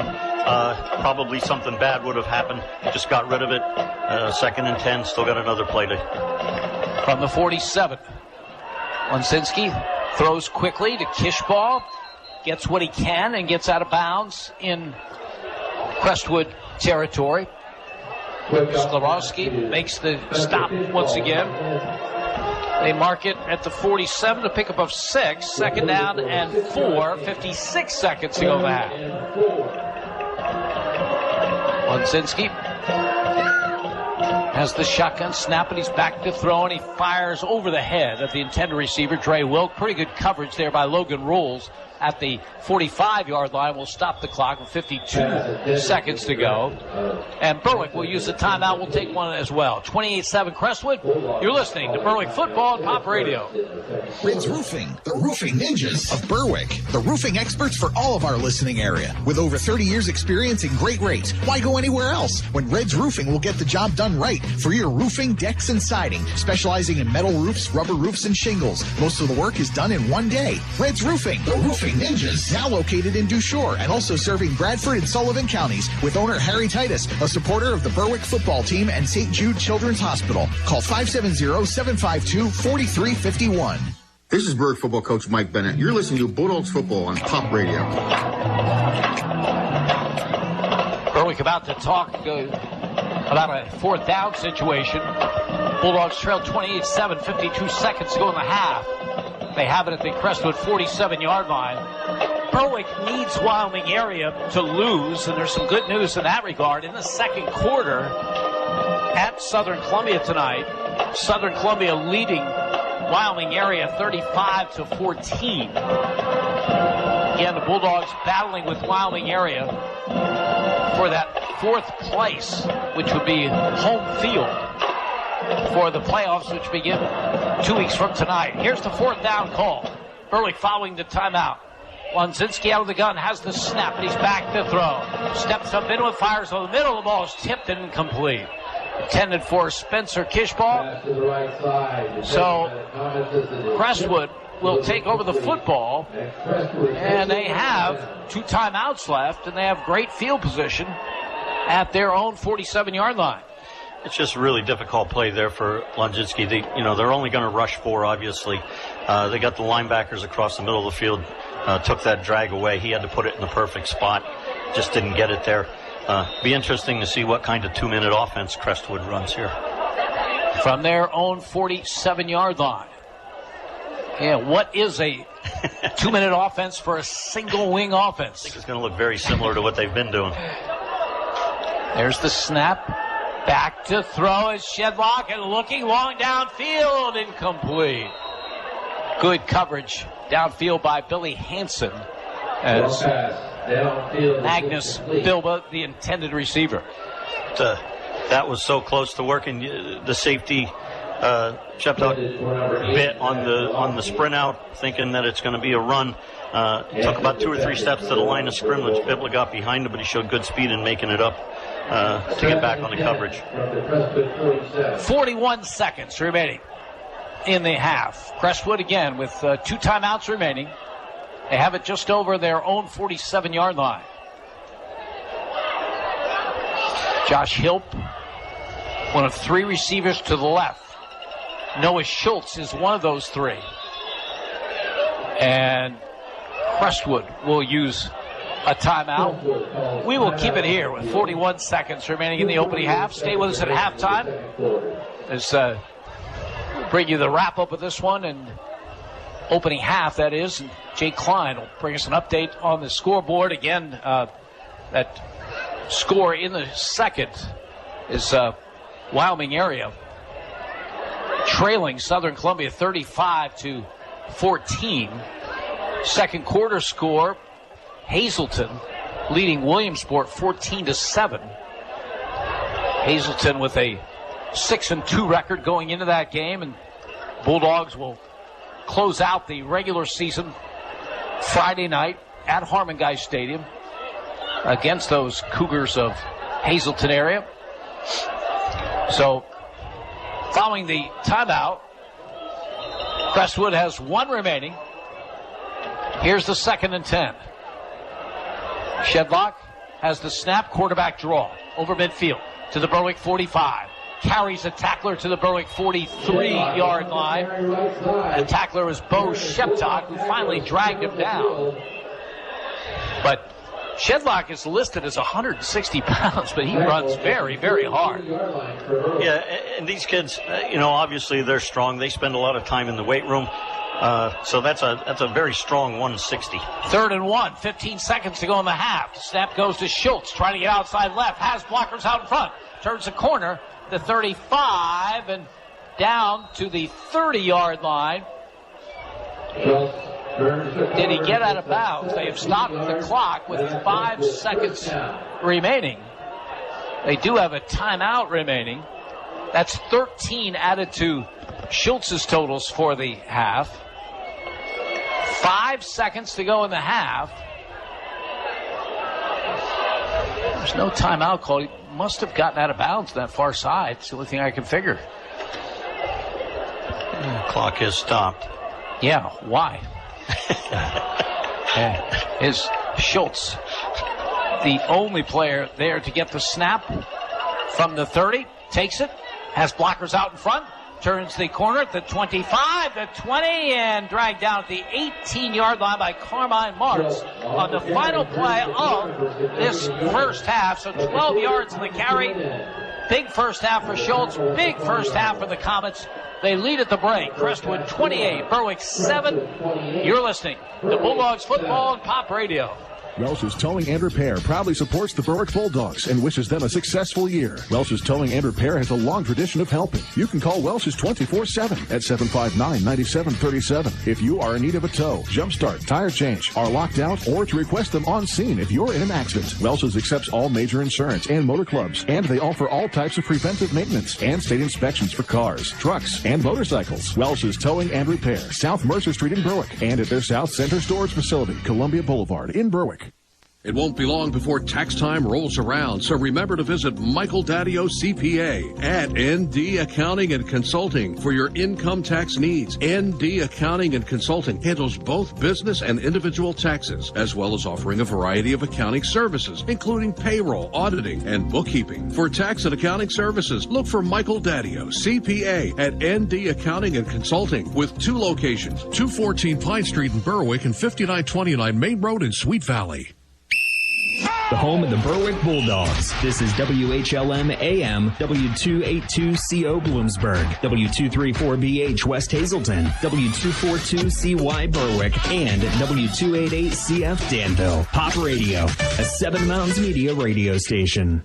Northeast Pennsylvania, it's your home. And no matter what stage of life you find yourself in, what you rely on most is security. When that house becomes a home, the moment you get that new car, when your dreams become a reality, it's times like this when you have to look to the experts for advice and financial peace of mind. They're there with innovative products and services to help you with your financial future every step of the way. Together, they will help dreams and goals become reality. They are more than a bank. They're your neighbor. They are First Keystone Community Bank, member FDIC, and equal housing lender. S.J. Kowalski Heating and Air Conditioning sells comfort. Since 1972, S.J. Kowalski understands the importance of doing business locally. They service what they sell and take pride in customer satisfaction. S.J. Kowalski is a trained comfort specialist, a Lennox dealer, and they are Northeastern Pennsylvania's premier dealer of Mitsubishi ductless mini split systems. S.J. Kowalski also sells and installs energy-efficient Renag water heaters and geothermal systems. Call 1-888-KOWALSKI and ask about special promotions and zero-interest financing. This is Berwick football coach Mike Bennett. You're listening to Bulldogs Football on Pop Radio. Jim Doyle, Keith Seeley, our spotter Andrew Blockus from Crestwood Field in Berwick. Senior night for the Bulldogs, and they have seen why Crestwood comes in so heralded as the Comets lead at the break 28-7. They won the toss to start this one, elected to receive and put together a 5-play, 57-yard scoring drive. Noah Schultz, a 25-yard run to top it off for his 21st rushing touchdown of the season. They have an excellent young quarterback in Jaden Shedlock. He had a 13-yard run among those 5 plays. There's also a 15-yard pass from Shedlock to Robert Knight. Following the Schultz touchdown run, Logan Rolls kicked the extra point, and Crestwood had a 7-0 lead, 9:30 remaining in the first quarter. Berwick took over their first possession, put together a scoring drive of their own. 7 plays, 65 yards. Matt Lunzinski in from a 1-yard keeper for the touchdown on 4th down. Biggest play along the way, a quick hitter to the Berwick sideline from Lunzinski to Spencer Kishbaugh, who made it a 40-yard completion and set Berwick up at the Crestwood 9-yard line. Couple plays later, it was Lunzinski in for the score. Luke Peters with the extra point. So it's 7:43 to go in the first. The score was tied at 7. But Crestwood came right back. 14-play, 75-yard drive. Jaden Shedlock getting in from the 2-yard line for the score with 28 seconds to go in that opening quarter. He also had the longest play of that drive, a 25-yard run. Logan Rolls followed the touchdown run with an extra point. Crestwood led after 1 quarter, 14-7. The Comets scored on their 3rd possession as well. 11 plays, 69 yards. Jaden Shedlock again from 4 yards out. 15-yard pass from Shedlock to Noah Schultz was the longest play of the drive. Logan Rolls again with the extra point. Crestwood extended that lead to 21-7. And then maybe the worst play of the half for the Bulldogs. There's 4:15 to go in the half. At worst, a couple of first downs. They go in down 14, and they're going to get the football to start the second half. But they let a kick go. They just let it roll. The kickoff, they treated it like a punt, staying away from it. Crestwood recovered at the Berwick 25-yard line. And 5 plays later, Jaden Shedlock hit his tight end, Zach Shalosky, for the touchdown. Rolls again with the extra point. Made it Crestwood 28 and Berwick 7. The only possession of the first half in which Crestwood did not score was their last one, and they ended up at the Berwick 18-yard line when time ran out in the half. A half that has come to an end with Crestwood leading Berwick by a score of 28-7. You're listening to Berwick Football on Pop Radio. Digging deeper to make ends meet? Now you can get a 26% tax credit with a geothermal heat pump system from Climate Master. Climate Master geothermal systems tap the constant temperature of the earth to provide heating, cooling, and hot water while keeping your home comfortable all year long. And Climate Master systems are so efficient, you'll save up to 70% on your energy bill. The investment in a Climate Master system quickly pays for itself. Contact your local Climate Master dealer, Robert G. Dent Heating and Air Conditioning in Light Street. Go to robertgdentheating-ac.com. Hi, this is Cassidy from the Independence Ford Service Department, Route 11 in Bloomsburg. Does your Ford or Lincoln vehicle need service? Having trouble getting an appointment at your usual service center? At Independence Ford, we can and will take care of all your service needs. Regardless of where you purchase your Ford or Lincoln vehicle, our goal is to get you back on the road. Give me a call for an appointment today at 784-1414. Come and get a great deal and total satisfaction. Independence Ford, better people, better prices. Has a sports injury got you down? No one knows sports medicine like Lehigh Valley Orthopedic Institute. Their unrivaled sports team has the highest orthopedic success rates in the region. With more than 30 years of experience, they put athletes first and provide same-day appointments. Don't let a sports injury slow you down.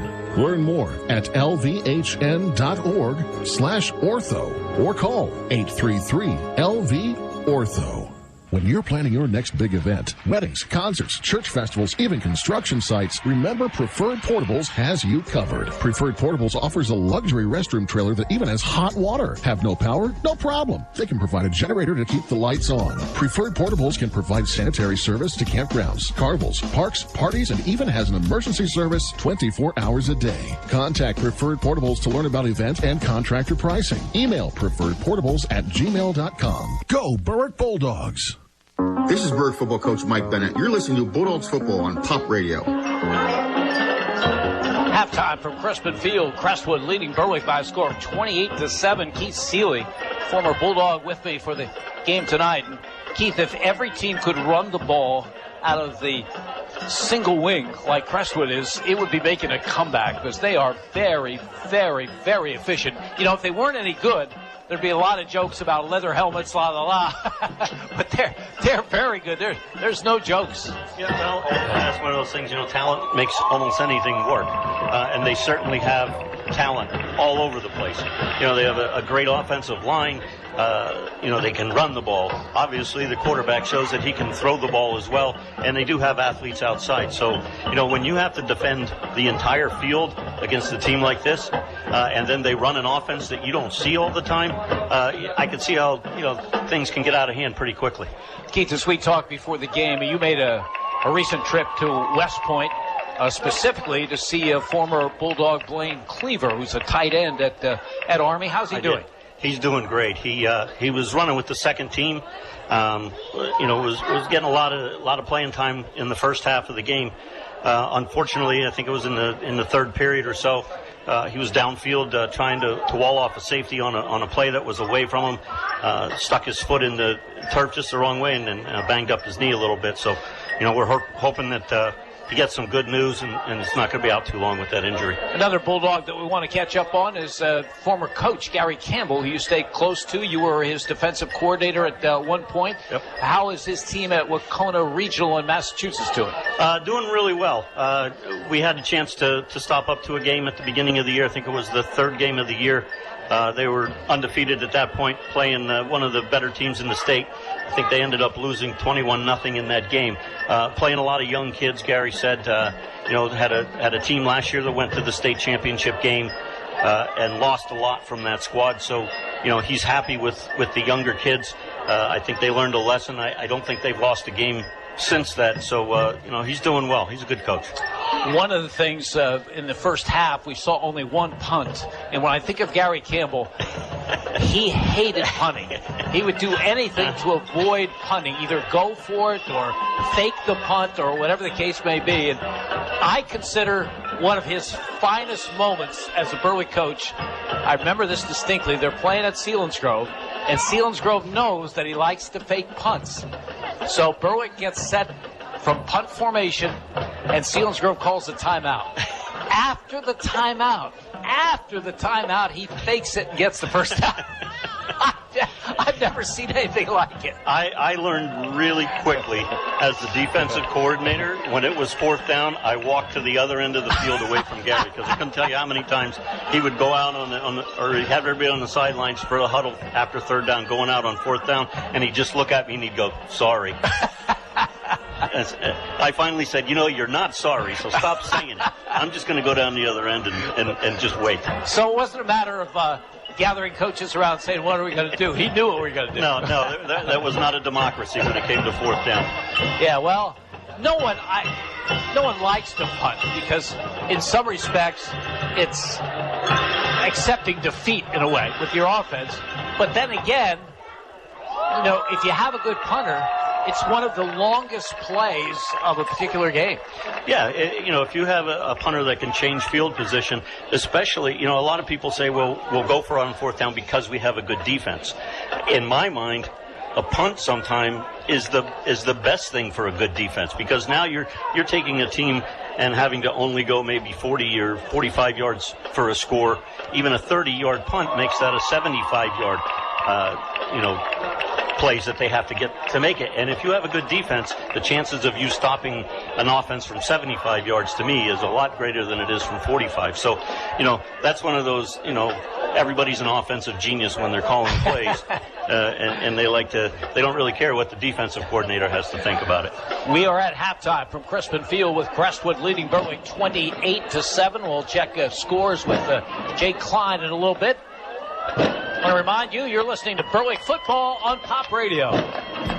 As a community bank, First Columbia Bank and Trust knows the value of helping our young people dream, excel, and reach their goals. For more than 120 years, First Columbia has been committed to helping our communities prosper and our youth succeed. We're proud to invest in our youth through athletics, the arts, and education.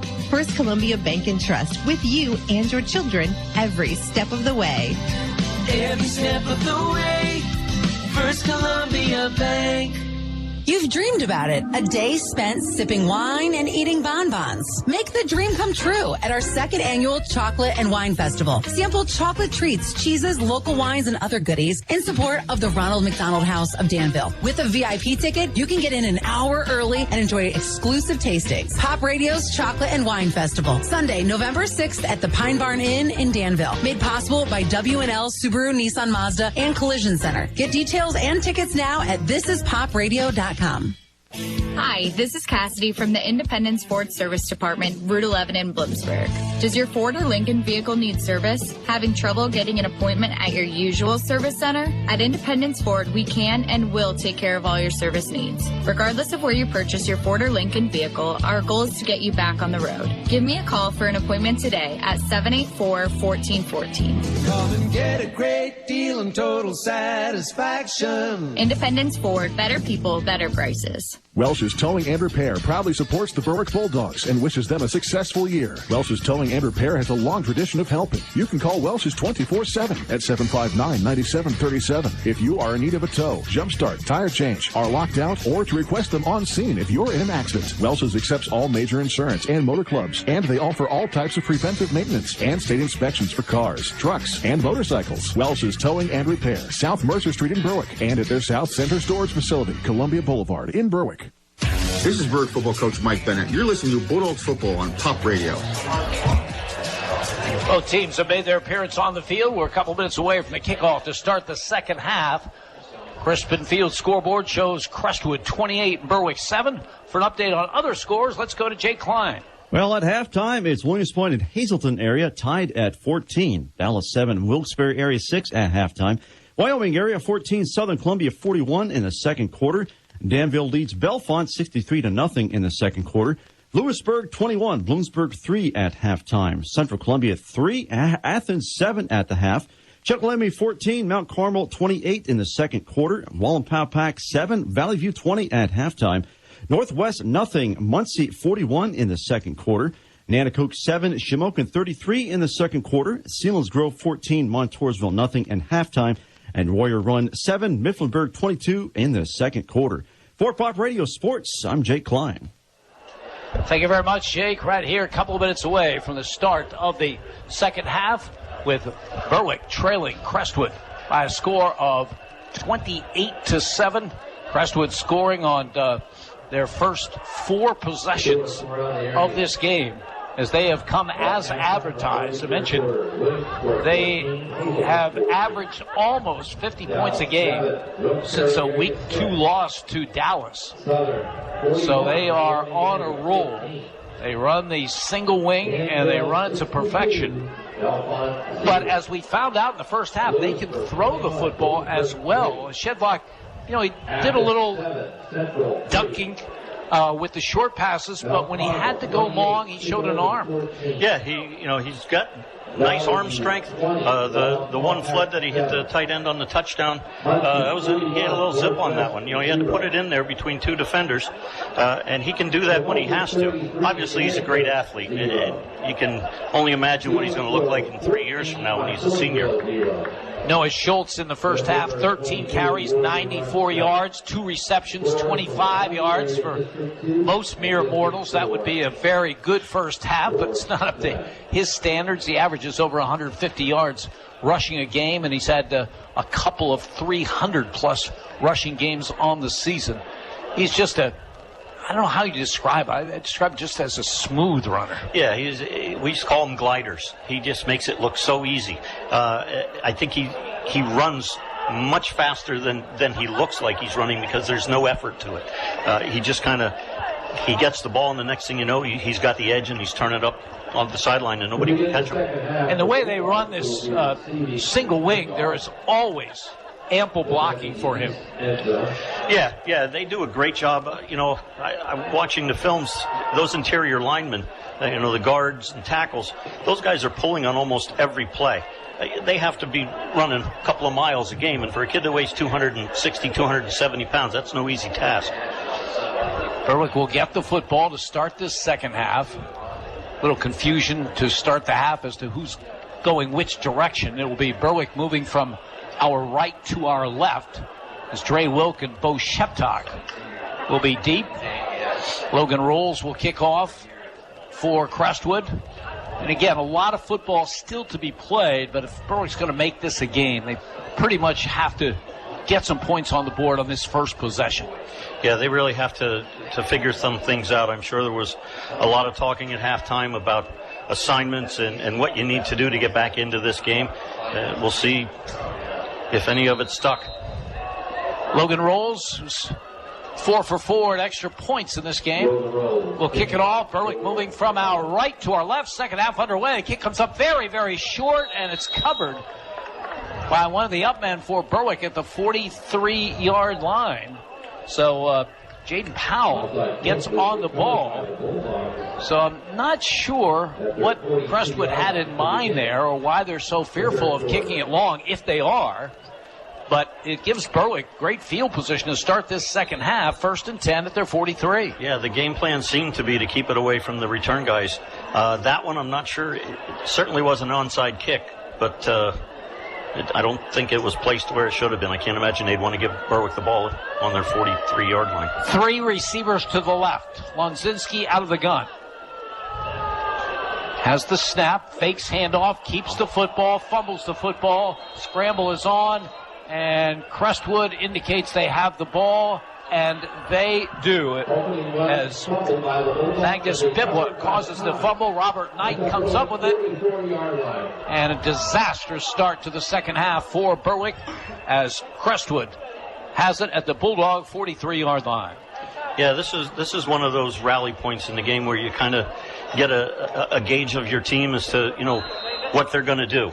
I'm sure they had high expectations coming out here in the second half. Things don't go right. Let's see if they have any fight in them in this series here. Slot to the right side. Out of the single wing. Crestwood at the Berwick 43-yard line.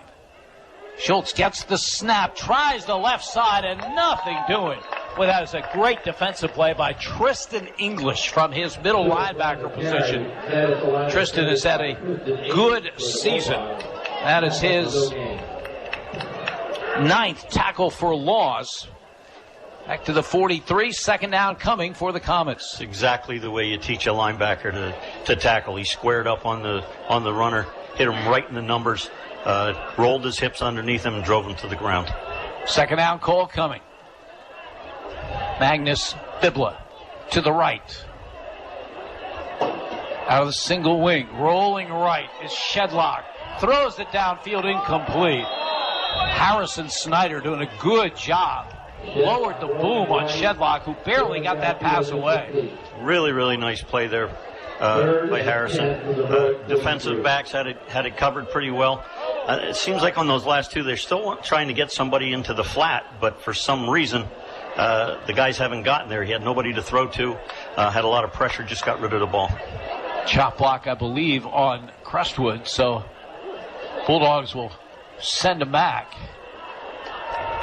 As it's going to go to the Comets. Well, they're still going. It occurred behind the line of scrimmage, so it's all the way back to the Crestwood 42-yard line. And it will be a second down and 25 from there. And this is where the defense really has to rally. In the first half, there was a couple of times where Crestwood had these first, second, and longs and come up with a play to make the first down. Berwick has to stop them here. Schultz wide to the left. Back to throw the inside screen to Lincoln Bibla, and he drops the football. Berwick had it covered pretty well. I don't think it was going anywhere. They had two linebackers that were sitting there, so we have to assume they would have made the play. It was a nice call by Crestwood. Berwick did send an outside linebacker and one of the inside backers, so they were putting pressure on him. 3rd and 25. Berwick gets an extra defensive back in there, and Ethan Lear. And rolling to the right is Schultz. He's going to keep the football, and Tristan English makes the first contact, and then he's joined by others, including Rowan Slavinsky. Little or no gain by Schultz. And for the first time in this game, Crestwood will punt it away. So a stand that Berwick had to have, and they get it. You have to feel good about that. Spencer Kishball made a great play on that. The wingback tried to hook him, keep him inside. Spencer ripped through that and forced Schultz to cut it back into where all the defenders were coming from. Logan Rolls, the junior, does all the kicking for this team. He is back at the 34-yard line. Good snap. Runs to his right. Rugby kick and booms one. And back at the 13-yard line, it's Dre Wilk in the return over the 25 out to the 27. It's a good punt, good return. And Berwick will get the football as Colin Lazo made the stop on that punt.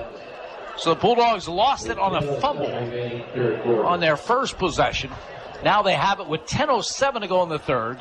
And Crestwood continuing to lead this one by a score of 28-7. And now they'll give Ethan Lear a shot at the quarterback controls. As they set it down to 27, Billy Hansen starts out wide right and then comes all the way to the left. Dre Wilk is to the right. Lear waits the snap, gives the ball to Wilk, trying to get outside left, and Crestwood is all over. That's usually a good play for Berwick, but Robert Knight and others in on the play for the Comets. Robert Knight and Biblin, the middle linebacker, made a real nice play on that. Just like he shot out of a cannon. Just came shot through the gap and chased Wilk down for a 3-yard loss. Second down and 13. Berwick at their own 24-yard line. Lunzinski back in there at the quarterback spot. Slot to the right. Wide receiver left. Second down call. Lunzinski play action. Rolls right, looking to throw. Fires far and beyond the reach of Dre Wilk, who was making a comeback about the 34-yard line. So it goes incomplete. So that's a really tough pass for a quarterback to make. The defensive end from Crestwood forced him to get a little deeper drop than he needed. Was throwing it out to the sidelines from the middle of the field on the run on a comeback like that. Really difficult pass. Motion call against Berwick might be declined because they'll bring up 3rd and 13, and that is what the Comets will do. So the ball at the Bulldog 24-yard line. 3rd down and 13. Officials timeout. Giving Robert Knight a chance to tie his shoes. I've been really impressed with Crestwood's athletes. They're pretty much telling Berwick, we're going to play you man across, sometimes with a free safety, sometimes with nobody deep, and let's see who wins. And so far, Crestwood's up to the task. 3rd and long for Berwick. Spencer Kishball wide right. Lear in a slot to that side. Lunzinski fakes handoff, back to throw, looking long downfield, has Rowan Slavinsky in the midfield, to the 40, to the 35, the 30, the 25, the 20, the 15, the 10, the 5, and he's down at the 3-yard line. Robert Knight saves the touchdown, but Matt Lunzinski to Rowan Slavinsky, a bomb, and Berwick in business. Excellent play there. I think I might have just jinxed Crestwood a little bit, but I'm okay with that. Slavinsky just ran a vertical, the free safety. I don't know what he was looking at. He was looking in the backfield, ran right by him. Really nice pass by Lunzinski. Slavinsky showed some speed there. 72 yards on the reception. 1st and goal, Berwick at the Crestwood 4. 3 receivers to the right. Lunzinski keeps the ball himself off the right side, headed toward the end zone, getting close. The officials have not indicated, and now late they call the touchdown. Matt Lunzinski from 4 yards out. Just the same play that Crestwood's been running down there. It's just an ISO. Quarterback takes the snap, runs it up inside the tackles. And Longinski's, he's showing that he's not afraid to mix it up in there. Runs like a fullback once he gets up in there. So this game has turned around somewhat. Berwick facing third down. They get a 72-yard completion to Rowan Slabinski, followed by a 4-yard touchdown run by Matt Lonzinski. And Berwick in it. Bo Sheptock is the injured player. They're tending to him at the 10-yard line. But who would have thought this? After Crestwood took over following the Lonzinski fumble, Bulldogs came up with a stand they needed. Then they get the big play on the long pass to the tight end, Rowan Slabinski, his 7th catch of the season. But prior to that reception, he had 75 yards in receiving. He had 72 on that one play as Sheptock on his feet, trotting to the sideline. It's the Bulldogs trying to make this deficit only 14 with the extra point attempt. As Luke Peters will attempt it out of the hold of Dre Wilk. Center snap coming from Ethan Lear. Good snap, placement, kick is up, kick is good. Time on the field, 8:40 to go, third quarter. Crestwood 28, Berwick 14. You're listening to Bulldogs football on Pop Radio.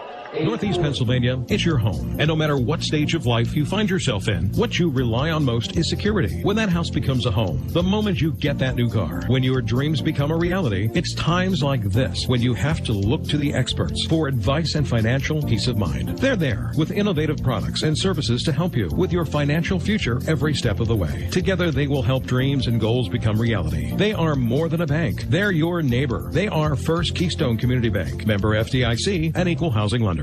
This is Berwick football coach Mike Bennett. You're listening to Bulldogs football on Pop Radio. Biggest play of the night, 72-yard bomb from Matt Lonzinski to Rowan Slabinski. Sets up Lonzinski's touchdown run. It's now Crestwood 28 and Berwick 14 as Luke Peters will be kicking off. Miscavige and Schultz deep for the Comets. This is the special teams really comes into play here. They have to be very aware of both the returners for Crestwood right now. As Peters gets the kick away very, very short, very, very high, and a fair catch called by the Comets at the 33-yard line. That's Noah Marsico. So Crestwood gets it. Again, the pressure shifts to the Berwick defense as the Comets have it at their 33-yard line. They move from our left to our right with 8:40 to go in this third quarter. Noah Schultz will start this drive as a wide receiver to the right. He comes in motion. Shedlock fakes to him. Shedlock keeps the football, tries the right side, and he is buried after a gain of about 3 to the 36-yard line. Jimmy DeAndrea has been very, very active from his linebacker position. Lowered the boom on Shedlock. He was down momentarily. Trainers had to come out, so he'll have to come out for at least one play, although he is trotting off the sideline. So we'll check who their backup quarterback. The backup they listed was Nick Miscavige, who has a couple of completions on the season, but he has not made his appearance yet. Good defensive play by the Bulldogs. A gain of 3 to the 36. Second down and 7. Of course, with Schultz back there, he might just snap it to him and not need a quarterback. And now we will have a timeout called by Crestwood. 8:05 to go, third quarter. Crestwood 28, Berwick 14. You're listening to Bulldogs football on Pop Radio. S.J. Kowalski Heating and Air Conditioning sells comfort. Since 1972, S.J. Kowalski understands the importance of doing business locally. They service what they sell and take pride in customer satisfaction. S.J. Kowalski is a trained comfort specialist, a Lennox dealer, and they are Northeastern Pennsylvania's premier dealer of Mitsubishi ductless mini split systems. S.J. Kowalski also sells and installs energy-efficient Renai water heaters and geothermal systems. Call 1-888-KOWALSKI and ask about special promotions and zero-interest financing. This is Berwick football coach Mike Bennett. You're listening to Bulldogs football on Pop Radio. Second down and 7. Crestwood at their own 36-yard line. They've used a timeout. They lead Berwick 28-14. 8:05 to go in the third quarter. Jaden Shedlock had to come out because they stopped play when he was shaken up. He remains out. And it will be Noah Schultz awaiting the snap on this second down and 7.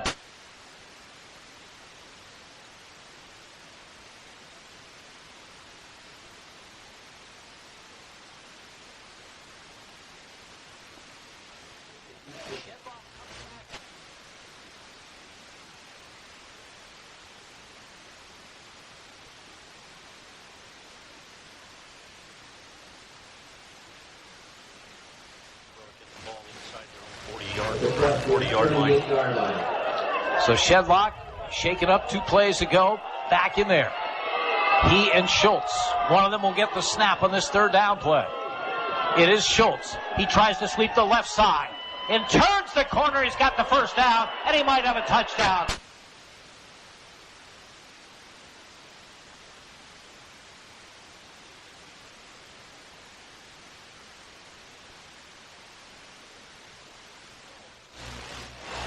Showed some terrific speed. He got the corner, and then it looked like several Berwick players had angles. Those angles disappeared as he raced down that far sideline. Really, really impressive by Schultz on.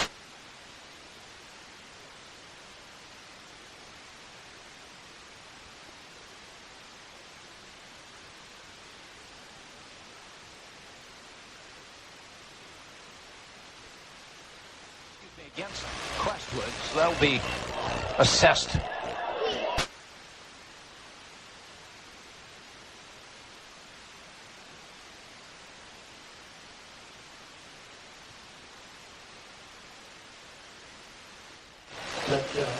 And extra points. 69-yard touchdown run.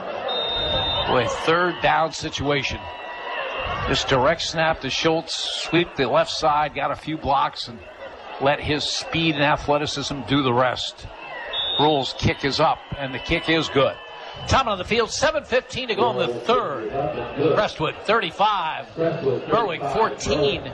You're listening to Bulldogs football on Pop Radio. Hi, this is Cassidy from the Independent Sports Service Department, Route 11 in Bloomsburg.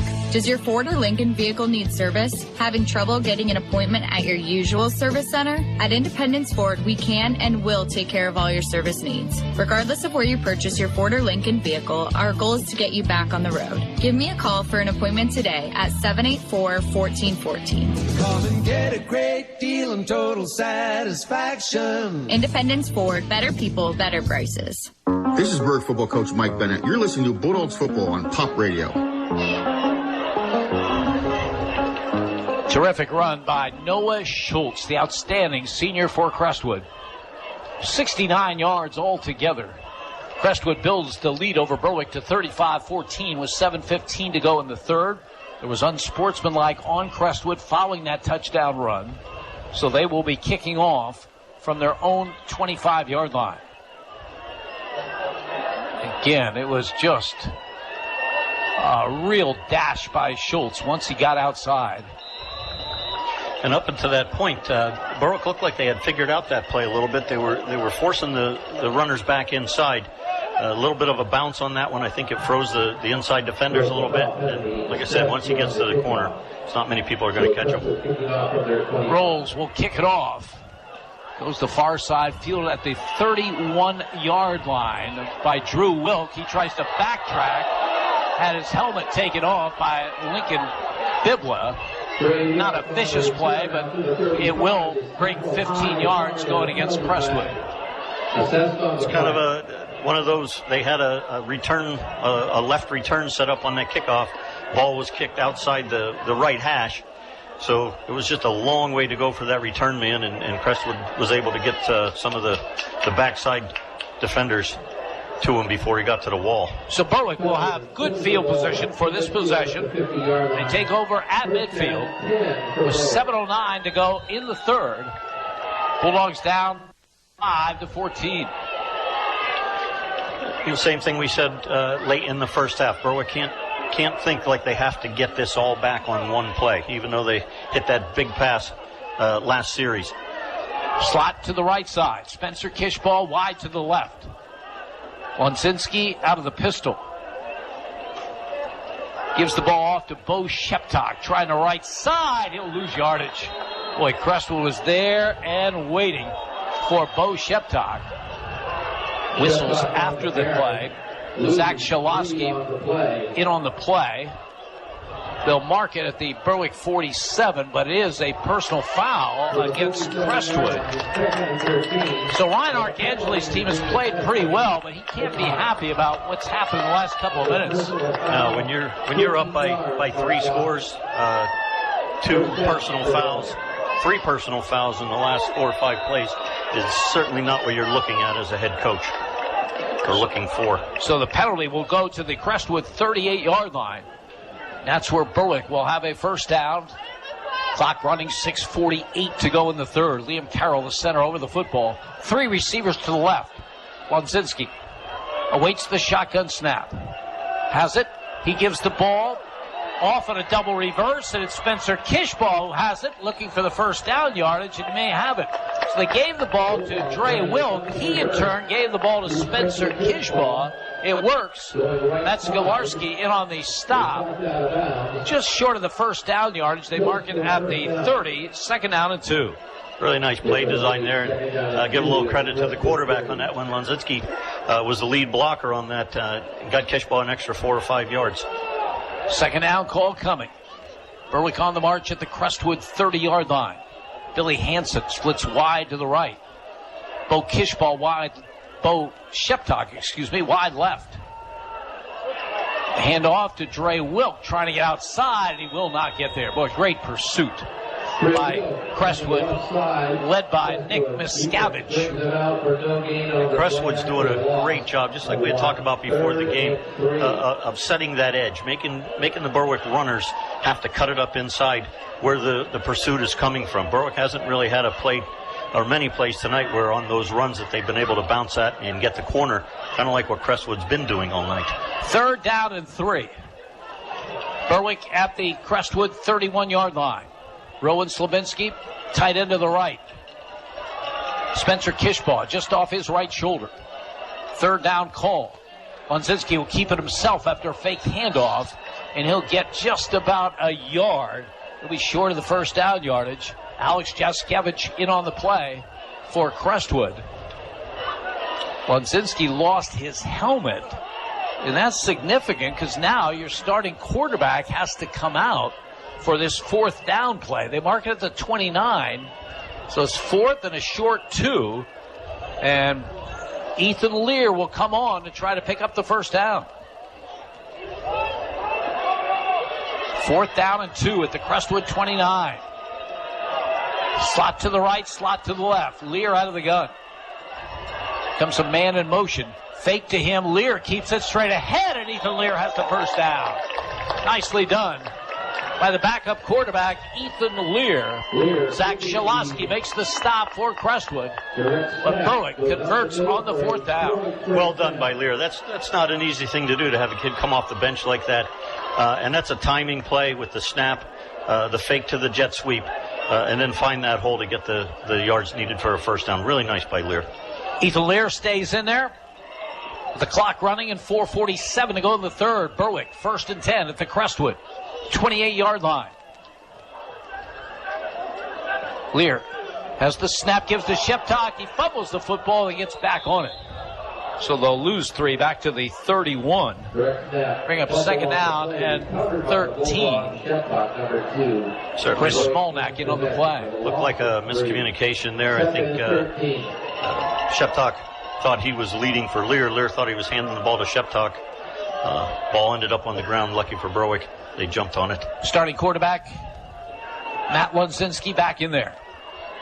Sheptock to his left. 3 receivers to the right. Rolling right. Lunzinski hits his man. Spencer Kishbaugh fights off one tackler and is brought down about the 24-yard line. Picked up about 7 on the play. Nick Miscavige in on the play for Crestwood. So it will be a 3rd down and about 6 for the Bulldogs at the Crestwood 24-yard line. Berwick's going to throw the ball here. I'd like to see him come back to something like that. Those hook plays, Crestwood certainly playing off. 3 receivers to the right. Lunzinski back to throw. Has time. Fires over the middle. Has his man. Dre Wilk at the 5. Dre Wilk in the end zone for a Berwick touchdown. Lunzinski on target to Dre Wilk. 24 yards for the score. It was an excellent reception by Wilk on that. He got hit almost simultaneously when the ball got to his hands. Never bobbled it, anything. Stuck it down. Beat one defender into the end zone. Really, really nice play. So Lunzinski to Wilk for the score. Dre Wilk's 8th touchdown reception of this season. Luke Peters ready to attempt the extra point, but flags and whistles. It'll be a legal procedure against Berwick, so Peters will try it from 5 yards back. The hold will be by Dre Wilk. Ethan Lear does the long snapping for the Bulldogs, whose offense has come to life here in the 3rd quarter. Snap, placement, kick is up, and the kick is good. Time on the field. 3:15 to go in the 3rd quarter. Crestwood 35, Berwick 21. You're listening to Bulldogs football on Pop Radio. More people in our area are choosing First Columbia Bank and Trust for their home mortgages. Is it time you discover why? First Columbia Bank offers competitive rates along with local expertise, local decisions, and local loan servicing. Let's see what First Columbia can do for you. Call today to get pre-qualified for a home loan from the #1 mortgage lender in our area. Find out more or apply for your mortgage online at firstcolumbiabank.com. First Columbia Bank, with you every step of the way. Equal housing lender. First Columbia Bank. This is Bird football coach Mike Bennett. You're listening to Bulldogs football on Pop Radio. 8-play, 50-yard scoring drive, 24-yard touchdown pass. Matt Lunzinski to Dre Wilk, ending the drive. 35-21 is the Crestwood lead, and still lots of time. 3:15 remaining in this 3rd quarter. This is the dilemma for the special teams here. Peters kicks it long. You risk a long return and giving Crestwood great field position. Kick it short to the up men. They're going to fair catch it, and they're going to get really good field position. So not quite sure what they're going to choose. My guess would be they're not going to kick it deep. Not great options. As Peters left foots it high to the far side, and a fair catch will be caught by one of the up men at the 32-yard line as Zach Shalosky makes the fair catch call. And that is the value of great special teams and great return people. Even when they don't get the ball, they are valuable. Yeah, that's, Crestwood right there. On a normal kickoff, kicker's going to kick it down to the 10-5-yard line. They get 15-yard return, the ball's still out to 20-25. But just because those guys are back there, they're not allowing the ball to cross the 30-yard line. Shalosky is the tight end on the right side. 1st and 10 from the 32. Shedlock is going to carry the ball himself, look for room, and there's nothing there. Brought down the 30-yard line by Tristan English. So a loss on 1st down. Berwick's 2 inside linebackers have come to play here in the second half. Both English and DeAndre have made some really, really nice plays. And part of that is they're forcing Crestwood on every play but one so far on these stretch plays to cut it back in. 2nd down and 12. Comets at their 30-yard line. Big shift. Did Berwick come across? If so, it'll be the 3rd time in this game that shift has done in the Bulldogs. And that is the call. You're just not used to seeing that many people moving at once. No. And that's a difficult one. I know they want to be aggressive, but they have to see the ball. 2nd down and 7 at the 35. Here's that shift. Berwick does not come across. Snap goes to Schultz. Tries the right side. Nothing there. Cuts it inside. Berwick's all over the play. He will not get back to the line of scrimmage. Harrison Snyder stands his ground for the defensive end spot. That's just, again, Spencer Kishbaugh on that, forces that to come back inside. Schultz sees that he can't bounce it to the outside because Kishbaugh is waiting for him out there. Turns it back in. And literally the entire Bulldog defense is waiting for him. Berwick needs a stop to stay in this one. We're under 2 minutes in the third. Bulldogs down 14. Crestwood facing 3rd down and 8. Comets at their own 34-yard line. Out of the single wing. Shedlock rolling left. Turns the corner. Has the first down. As he's out of bounds and maybe 15 yards tacked onto this. Out of bounds and penalty flags fly all over the field. So Shedlock gets that first down. Spencer Kishbaugh makes the play for the Bulldogs, and maybe part of the play coming out of bounds as the officials talk things over. Yeah. But I don't know what kind of speed this Shedlock has, but he looked pretty fast there. He did. Berwick, you can't say it enough. They have to contain these two guys. Easier said than done, I know. But once they get the corner, all bets are off. Certainly looked like a late hit there. Berwick cannot afford to give Crestwood 5 yards, let alone 15. Not a real smart football play there. So Shedlock with the run for the first down, 15 tacked onto that, then the Comets will be in business in Berwick territory at the 42-yard line. With 1:40 remaining in this third quarter. As all 11 players on the Crestwood team look to the sideline for the play call. Line of scrimmage to Berwick 42. Out of the single wing.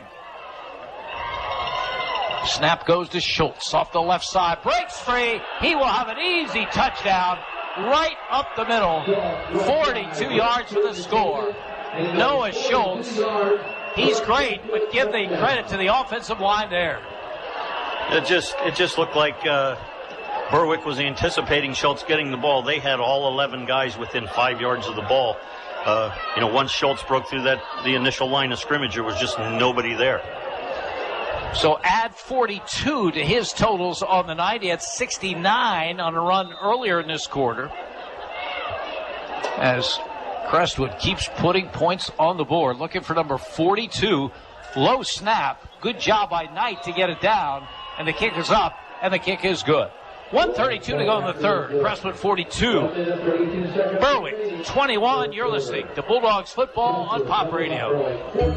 Neighbor Fence Company has fencing for where you want it, serving Columbia, Montour, and Luzerne counties. Neighbor Fence provides top-quality residential and commercial fencing, vinyl, chain link, wood, aluminum, and ornamental fencing, plus vinyl railing and specialty products. Neighbor Fence Company, 1140 State Route 239 in Wapwallopen. Call 570-752-4423 or visit them online at neighborfencecompany.com. Neighbor Fence Company is a proud sponsor of local youth athletic teams. This is Berwick football coach Mike Bennett. You're listening to Bulldogs football on Pop Radio. The machine that is the Crestwood offense continues to roll here with 1:32 to go in the third quarter. Comets have put 42 points on the board. They lead Berwick 42-21. Again, they are averaging close to 50 points a game since that week 2 loss to Dallas. They really have it together. And it's just been Berwick will score a touchdown. They'll think, okay, we finally got something going. They put Crestwood in a bad spot at 3rd and long. Quarterback makes a great run. They get a 15-yard penalty. Next thing you know, they're in the end zone, and they're back down by 3 scores again. Rolls kicks off, but the whistles and flags blow this one dead. Again, this is senior night for the Bulldogs. They're hoping to get a home game for the upcoming playoffs. It's still a possibility. Last we heard, Wyoming area was getting beaten soundly at Southern Columbia, and Wyoming area is the team that Berwick's in competition for that fourth place. Wyoming area will have another challenge. Berwick will as well. Berwick plays at Hazleton next Friday, whereas Wyoming area goes against a Pittston area team that's having a nice season. The penalty goes against Crestwood, backs them up to their 35-yard line, and that's where Logan Rolls will kick it away. Kicks it way over the head of Dre Wilk. Wilk picks it up at the 12-yard line to the 15, and he'll only get to the 18-yard line. That's a great recovery by special teams for Crestwood. And then they get the good tackle downfield by Eli Meadows. That was a 5-yard penalty on that kick, but the returner for Berwick moved up about 25 yards, just inviting the kicker to kick it over his head on that one. So Berwick has it at their own 18-yard line. Closing moments of the third quarter. Bulldogs trail this one 42-21. They've scored a couple of touchdowns in this quarter. And they have three receivers to the left. Lonzinski has the snap. Fires a quick out to Ethan Lear, and he is brought down for a loss on the play. Excellent play by Miscavige, the free safety there. They were playing off the slot where Lear was. They ran a hitch to him. Miscavige came from at least 15 yards away to meet him at the line of scrimmage. No gain on the reception. Second down and 10. Berwick at their own 18-yard line as we go under a minute remaining in this third quarter. Slot to the right side. Wide receiver left. Lonzinski. Quick out to Dre Wilk, looking for some running room.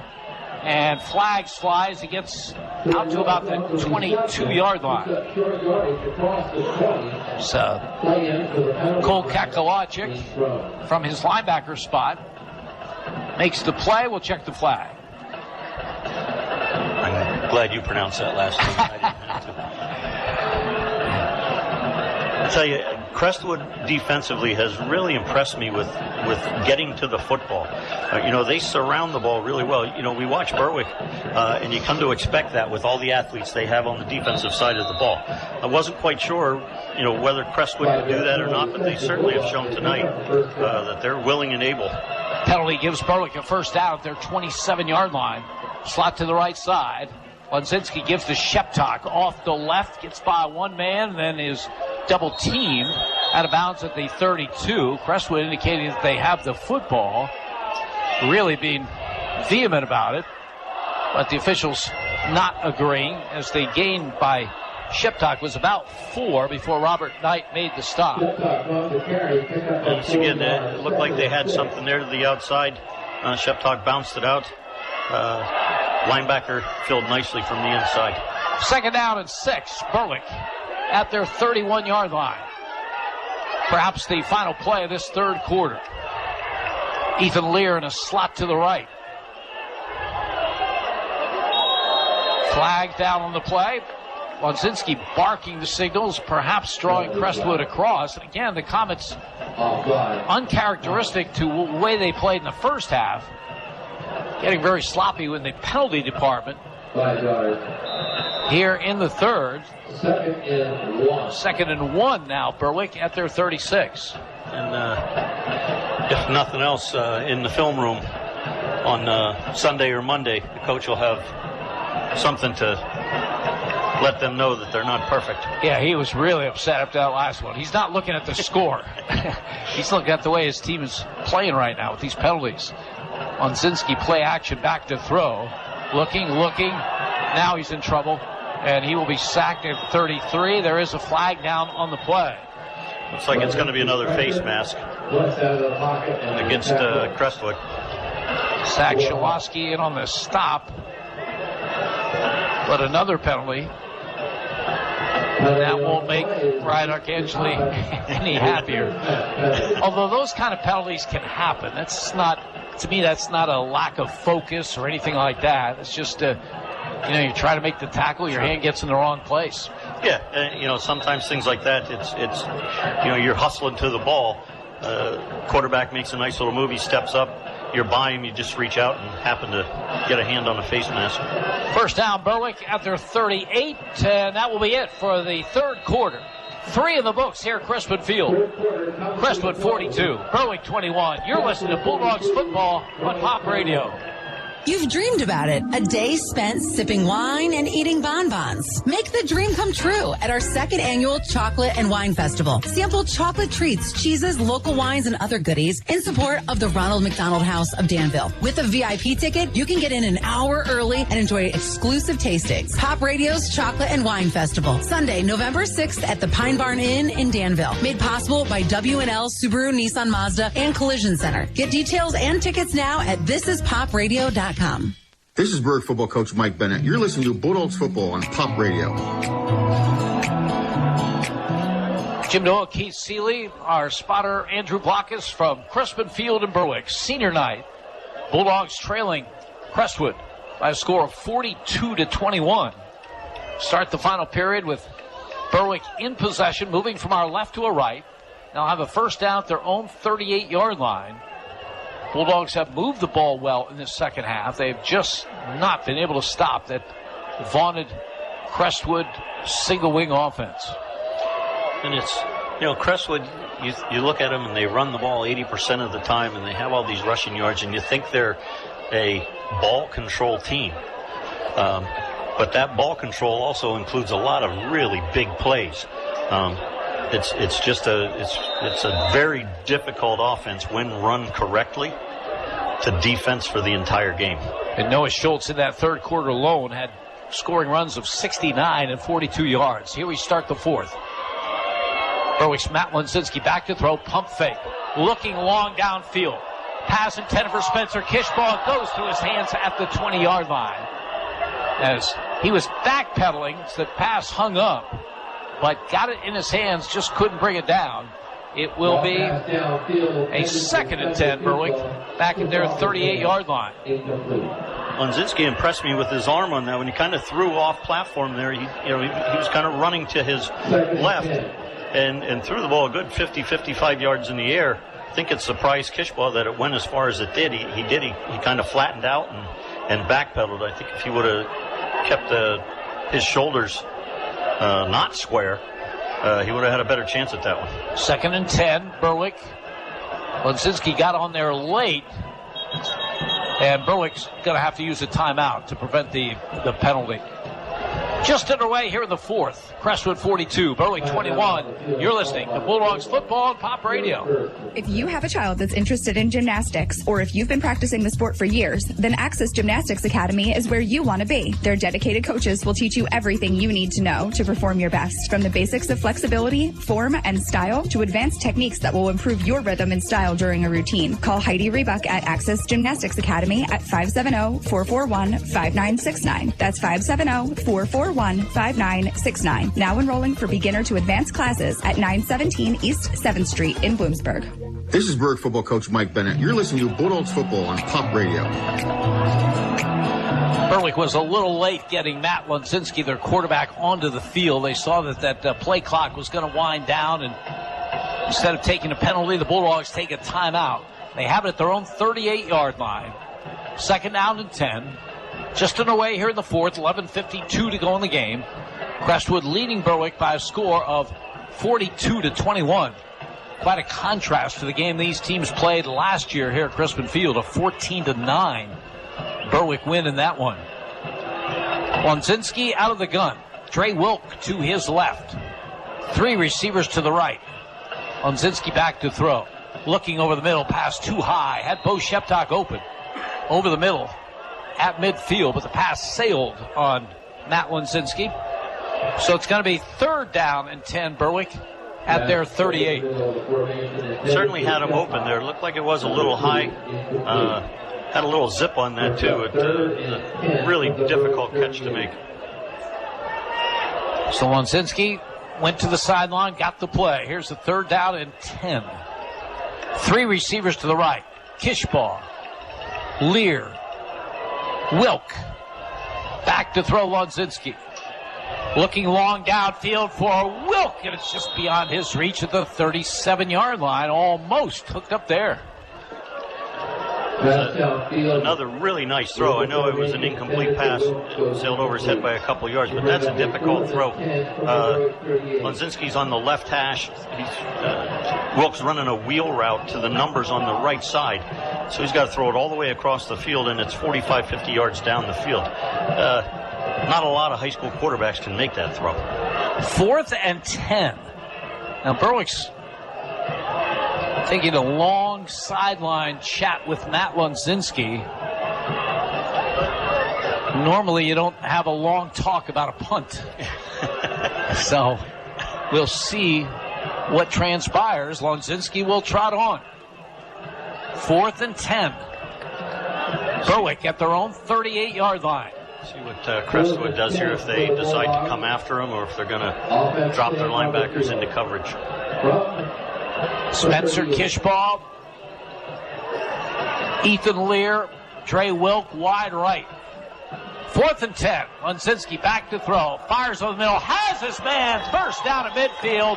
Nice diving grab by Spencer Kishbaugh. Noah Schultz on the coverage, but a good throw by Lonzinski. They convert on 4th and 10. 12 yards to Kishbaugh. Really, really nice play.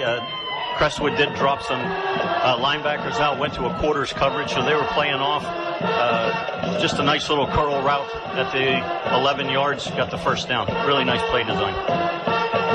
Berwick at midfield.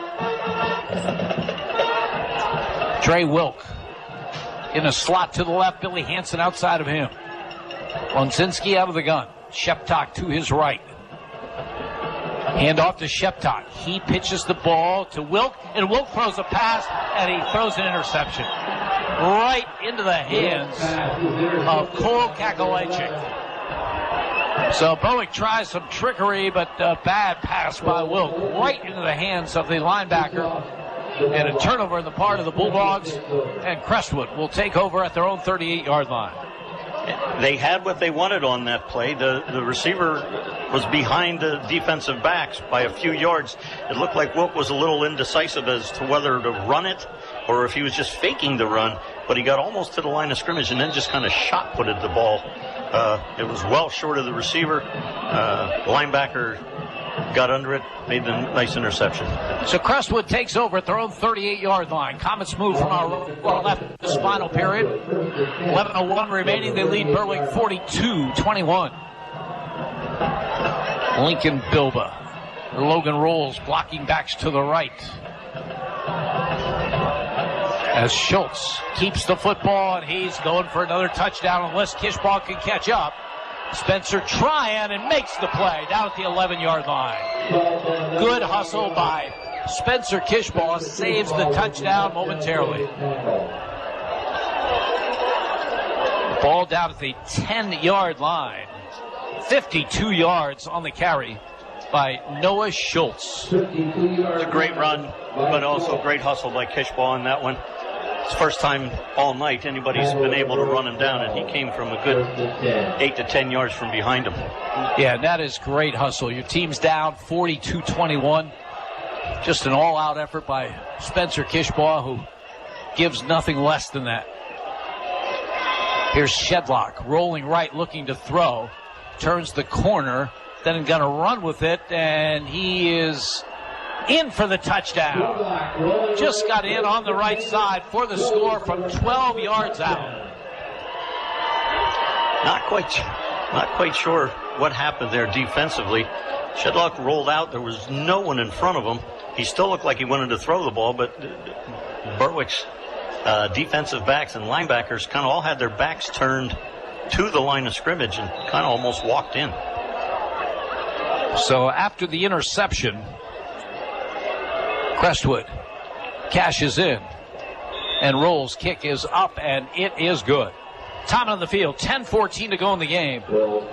Crestwood 49, Berwick 21. You're listening to Bulldogs football on Pop Radio. You've dreamed about it. A day spent sipping wine and eating bonbons. Make the dream come true at our second annual Chocolate and Wine Festival. Sample chocolate treats, cheeses, local wines, and other goodies in support of the Ronald McDonald House of Danville. With a VIP ticket, you can get in an hour early and enjoy exclusive tastings. Pop Radio's Chocolate and Wine Festival, Sunday, November 6th at the Pine Barn Inn in Danville. Made possible by W&L Subaru Nissan Mazda and Collision Center. Get details and tickets now at thisispopradio.com.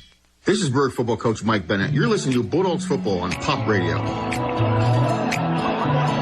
Since a week 2 loss to Dallas, Crestwood has averaged over 49 points a game. They have 49 on the board here at Crispin Field with 10:14 still to play. Crestwood 49, Berwick 21. Jaden Shedlotsky, their outstanding freshman quarterback, with his third rushing touchdown of the game. He's also thrown a touchdown pass. And Crestwood looks like the team that is the number 1 seed right now in District 2 Quad A. They certainly are hitting on all cylinders right now. You know, Shedlock to me has taken it to another level in this game. He's really showed that he can command this team. As Logan Rule will kick it very, very short, and Rowan Slabinski will fair catch for the Bulldogs. They'll take over at their 35-yard line. They have been able to move the ball in this second half, but they have been just unable to stop these Crestwood Comets and that wing T offense, as Berwick will have it at their own 35-yard line. Bulldogs move from our left to our right here in the final period. Berwick with a couple of 9th graders on that offensive line. Bodes well for the future. No seniors on that front. Dump pass out to Bo Sheptock. Sheptock will not get back to the line of scrimmage as he is brought down by Nick Miscavige. And you have to commend these kids out here right now. A lot of them are playing positions that they weren't planning on playing this week. Missing a few seniors. You have to throw a freshman that's probably not had a lot of varsity action into the game. And they're all counting themselves really well right now. Here's a second down and 12. 3 receivers to the left. Lonzinski has the snap and he's back to throw. Big pass rush. Oh, he overshoots Sheptock. It was the rush by the Comets that caused that. Lonzinski didn't have a chance to set his feet. He had Sheptock wide open at the 45-yard line. Yeah, ran a little wheel route out of the background, or out of the backfield. Crestwood sent everybody. Lonzinski didn't have enough time to set his feet and get it out to him. Third down and 12 for the Bulldogs at their 33. 9:33 to go in the game. Slot to the left. Ethan Lear in the slot. Lonzinski fakes handoff. Back to throw. Fires over the middle, and the pass is picked off. Intended for Rowan Slabinski, and Nick Miscavige makes a nice play. Really, really nice play from that free safety. He came from the opposite hash. It looked like Slabinski was wide open. It was not a bad pass at all. He threw that on a rope. Free safety just made a terrific play to come across the field, step in front of Slabinski and get the interception. So Crestwood takes over at their own 45-yard line with 9:27 to go, leading this one 49-21. We mentioned the Bulldogs closing out the regular season at Hazleton area next Friday night. For Crestwood, they'll be home against North Pocono. And again, if they can win that one, they will enter those district playoffs 2 weeks from tonight as the number 1 seed. They won the district championship 2 years ago, fell off to 3-8 last season, but have rebounded in a big way. As Shedlock hands off to Schultz off the right side. Noah Schultz to midfield. Encountered there by Dre Wilk, but not before he gets a first down to the 44-yard line. So Schultz had 94 yards in the first half, which is modest for him, but he's going to end up with a big number as he picks up 11 there and a first down at the Berwick 44-yard line. We go under 9 minutes remaining in this one. Shedlock and Schultz awaiting the snap. It goes to Shedlock. He hands off to Knight. Knight spins away for just about a yard on the play as Spencer Kishbaugh makes a nice tackle for the Bulldogs. A yard to the 43. Second down and 9 coming for the Comets. As they look to the sideline. Again, this is a Crestwood team that expected to be much better. They were 3-8 a year ago. 16 returning starters from that team. I don't know if anyone could have imagined how much better they would be. Second down and 9. There's that shift that has drawn Berwick off 3 times in this game. And there's a flag and maybe too much time on the part of Crestwood. This season got off to a great start for Crestwood. Last year, they lost to Valley View twice. And the combined scores, I don't have it in front of me, but it was something like 74-14, something like that. And they ended up beating Valley View in the season opener 20-7. And that kind of set the stage for what was to come. Now, they did drop off. They lost to Dallas in week 2. But they have not lost since. And I think you really have to attribute a lot of that to the quarterback kind of finding his feet a little bit. As a freshman, those first couple games, and you're playing established teams, those first 2 weeks, and there is a noticeable difference. I don't even, he changed his number. I don't know if that had something to do with it. He went from 10 to 13, but he's certainly a different quarterback now than he was in weeks 1 and 2. Following the timeout, the Comets have a second down and 9, and they have it at the Berwick 43-yard line. 8:06 to go in the game. Final arithmetic, the only thing in doubt here. There is that massive shift of theirs. And now the snap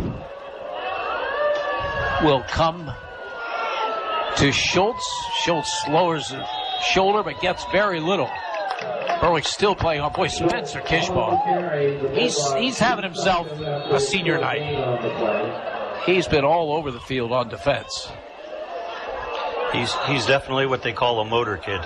His motor starts before the game, and I'm sure it doesn't shut off until well after. Looks like another timeout was called. Looking at that scoreboard, I'm not sure who called it. But it was going to be third down and 9 as we'll keep it right here at the 43. Reminder that we'll bring you the regular season finale next Friday from Harmon Geist Stadium in Hazleton. The Bulldogs go against the Cougars of Hazleton area. As usual, our coverage will start with the Coach Bennett Show at 6. Here we go. Third and 9, Crestwood at the Berwick 43. Shedlowski rolls right, looks to throw. Fires across his body. Diving catch at the 31-yard line for the first down. Let's see who made that catch. It was the tight end. Terrific catch. That's Shedlowski again. Josh Kishbaugh on the tackle. He had the touchdown reception earlier, and he picks up 12 on that catch. That's the same play they scored on in the first half, where it's basically a flood. You have the back and the flat, and the split end runs a vertical, and the tight end comes from the back side at about 15 yards across. It hits that seam. Quarterback hits him right in the numbers. From the Berwick 31-yard line, Schultz gets the call. Tries the left side. He is wrapped up by Tristan English from his middle linebacker position. The 28-yard line, pickup of 3, second down and 7. Reminder, college football comes your way tomorrow on our sister station, Bigfoot Country 106.5. Homecoming game at Bloomsburg University's Danny Hale Field at Redmond Stadium as the Huskies take on the Warriors of East Stroudsburg as a 2 o'clock kickoff. We hope you'll join us For the broadcast, it starts with the Frank Sheptock Show at 1:30. Here's a second down call coming. Crestwood at the Berwick 28. Schultz gets it, hands it off to Knight, and Harrison Snyder wraps him up after a gain of maybe a yard to the 27-yard line. Nice play by Snyder. That's another kid I think has played a really nice game tonight. Had a couple of pressures on the quarterback. Seems to be getting a little bit more comfortable with this offense. Unfortunately, it's a little late, but that's the magic of this. I would think, I think you made this point earlier, Keith, it would be really hard to simulate this during the week. As Crestwood now faces a 3rd down and 4. As the snap on off the left side on the carry. I think that was Miscavige, it was Nick Miscavige. Trey Wilk made the stop as Crestwood moves the sticks. I mean, just to get your scout team to do that shift. How do you do that? That probably takes a whole practice. You're at Wednesday already just by the time they get to that. But, having been the offensive coach for the scout team for years, it really is difficult to get kids to simulate an offense like this. It's because it's nothing they've done before.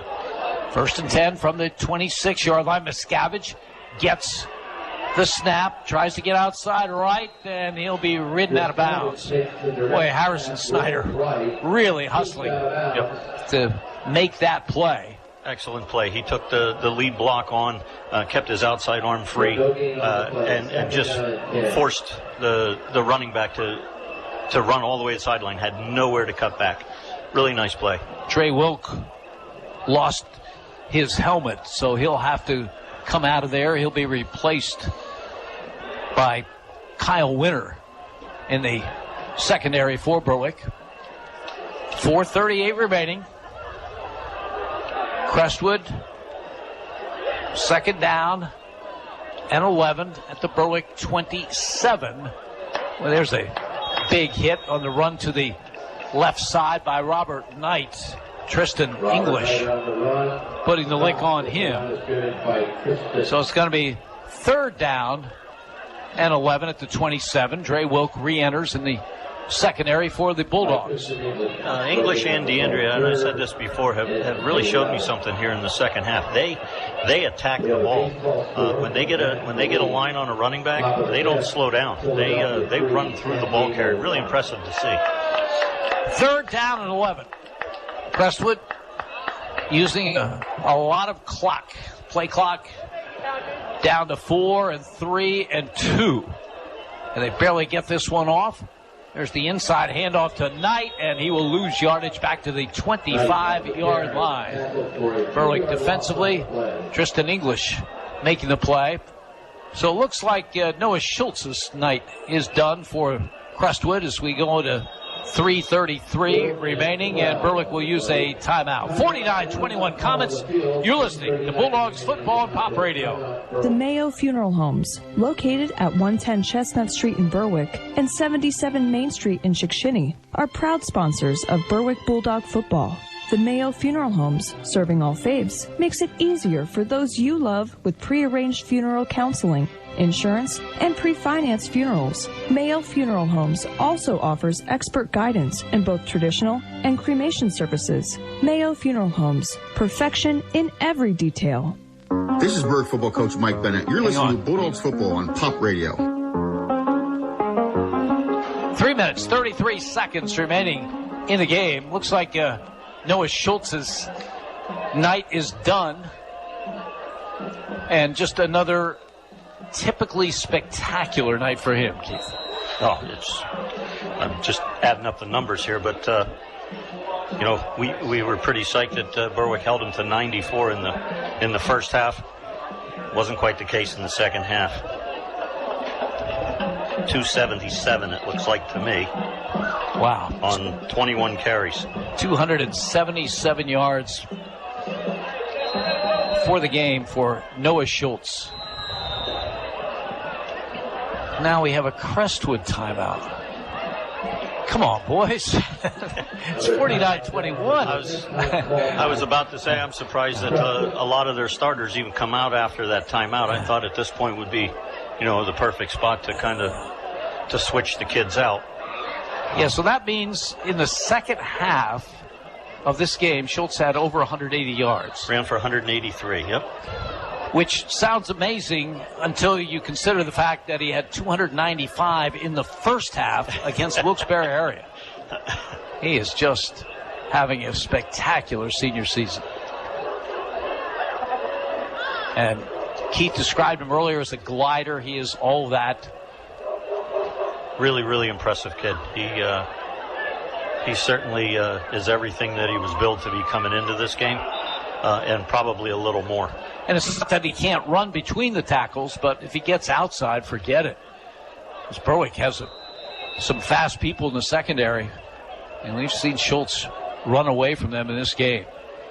Here we go. Hopefully there are no timeouts remaining for anybody as Crestwood at the Berwick 24-yard line.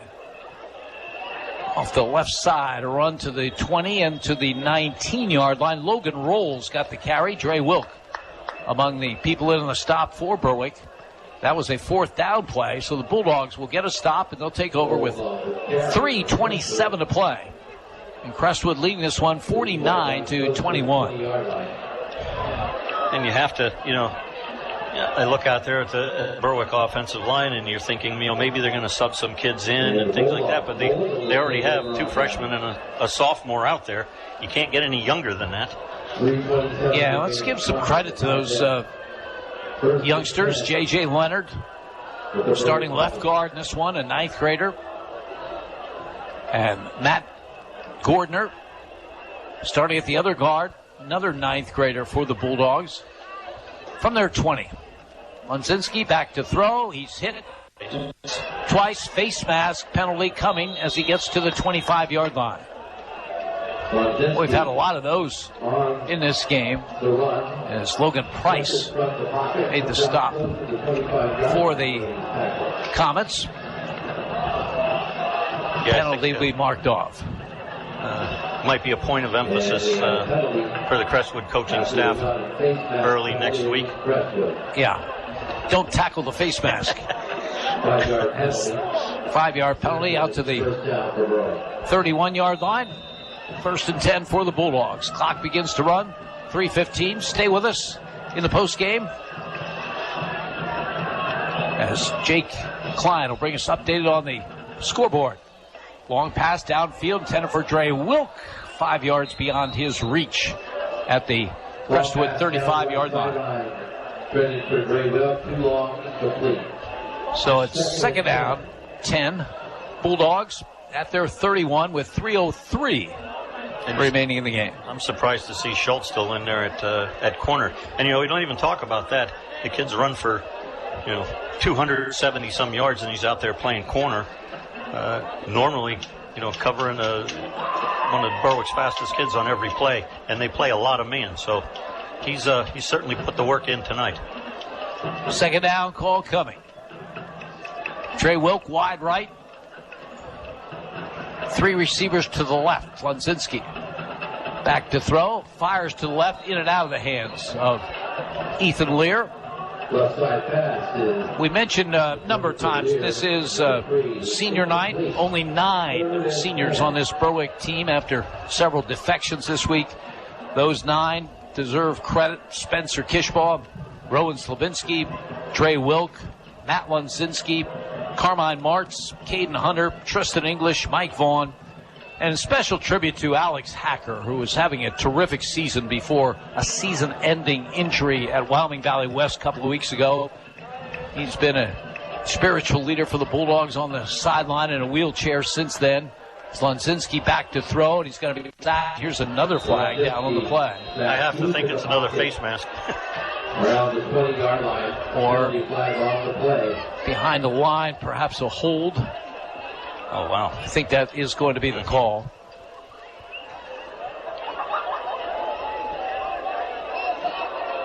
It is a hold against Berwick has been being declined by Crestwood.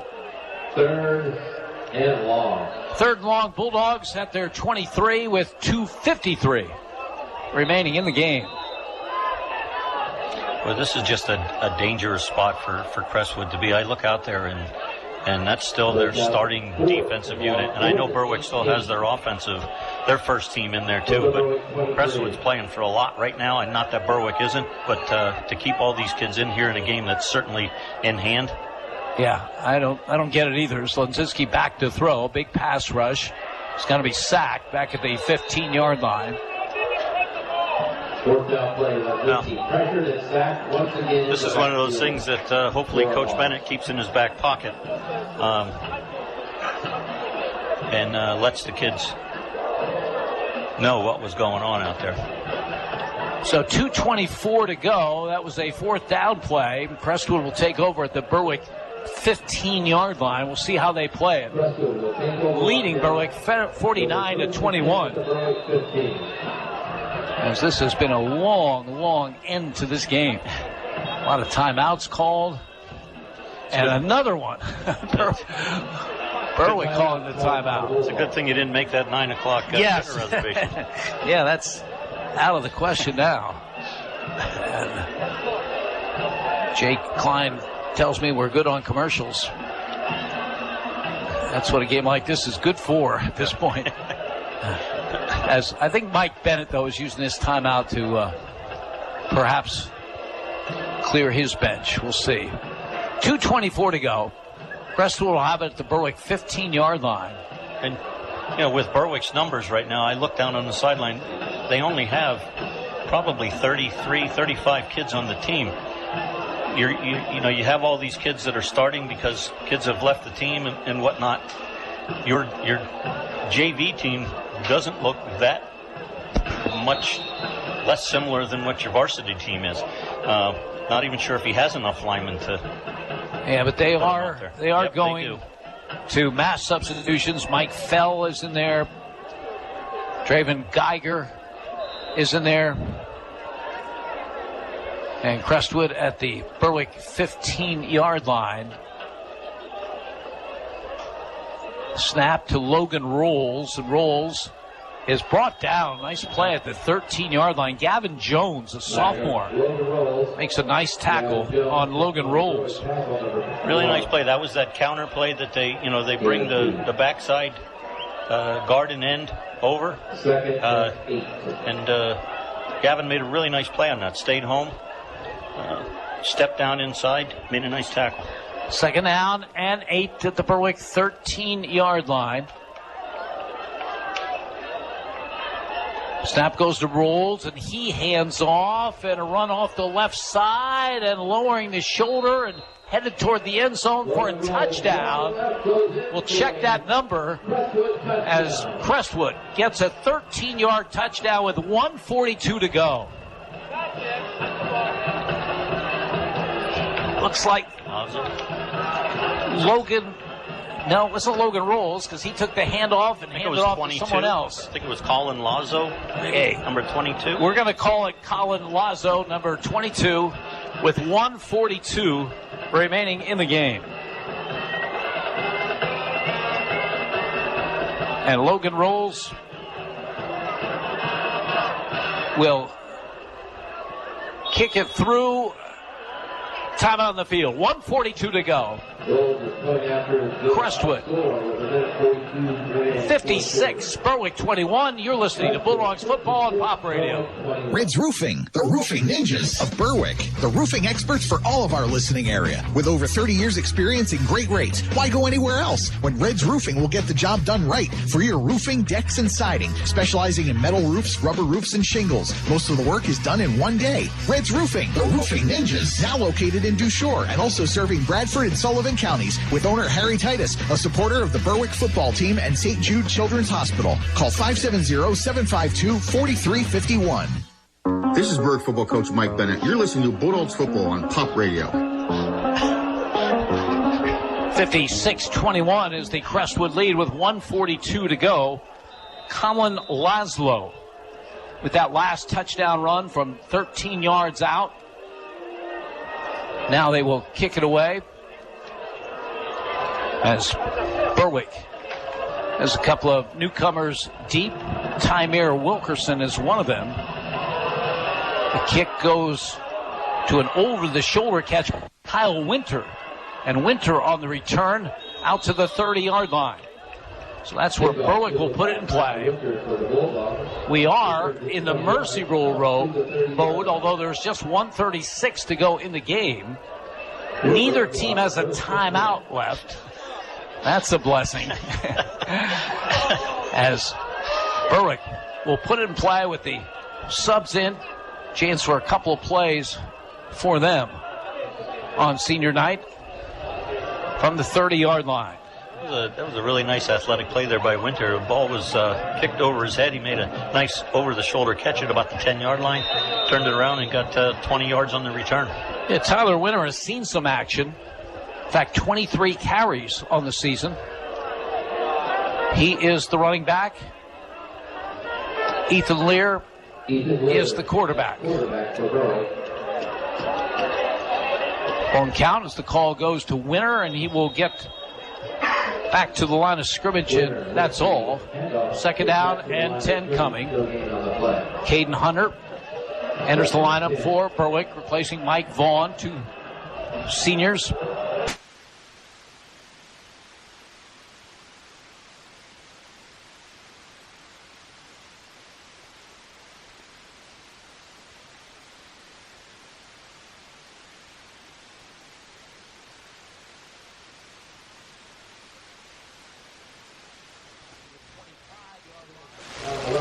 Perhaps one more play coming, as Crestwood has shown that they are the real deal. Started the season with the win over Valley View, huge emotional win for them, but then dropped a game to Dallas, a team that Berwick has defeated. But since that Dallas game, they have just been on fire.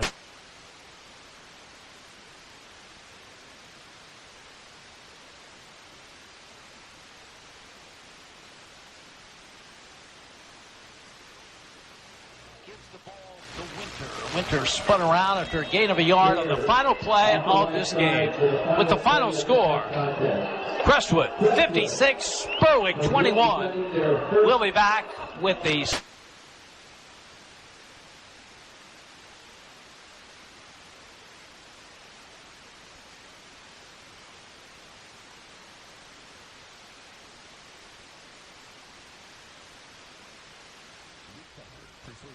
offers a luxury restroom trailer that even has hot water.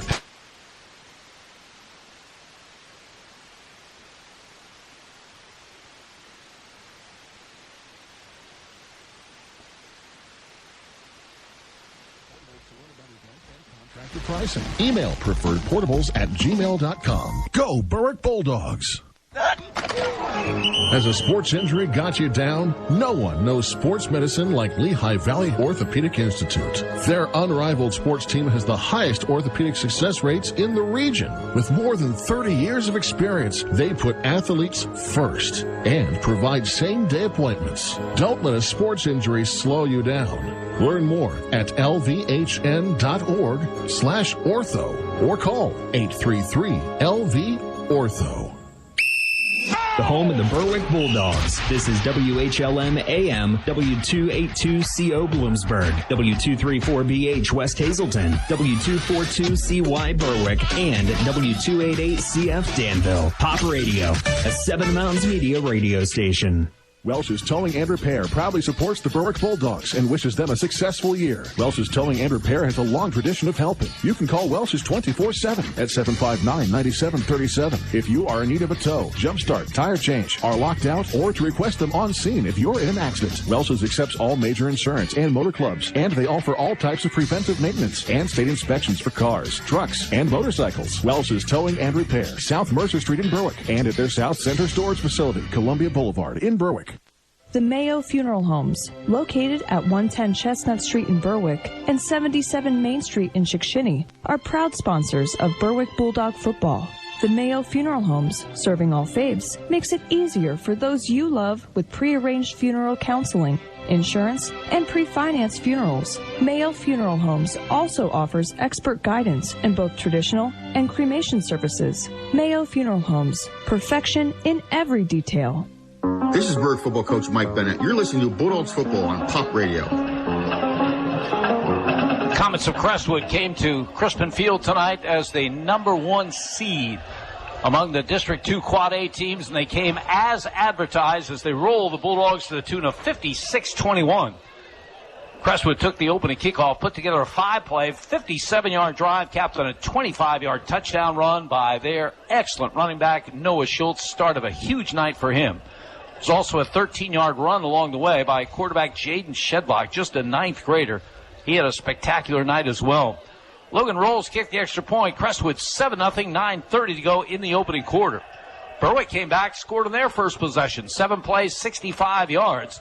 Matt Lunzinski in from a 1-yard keeper.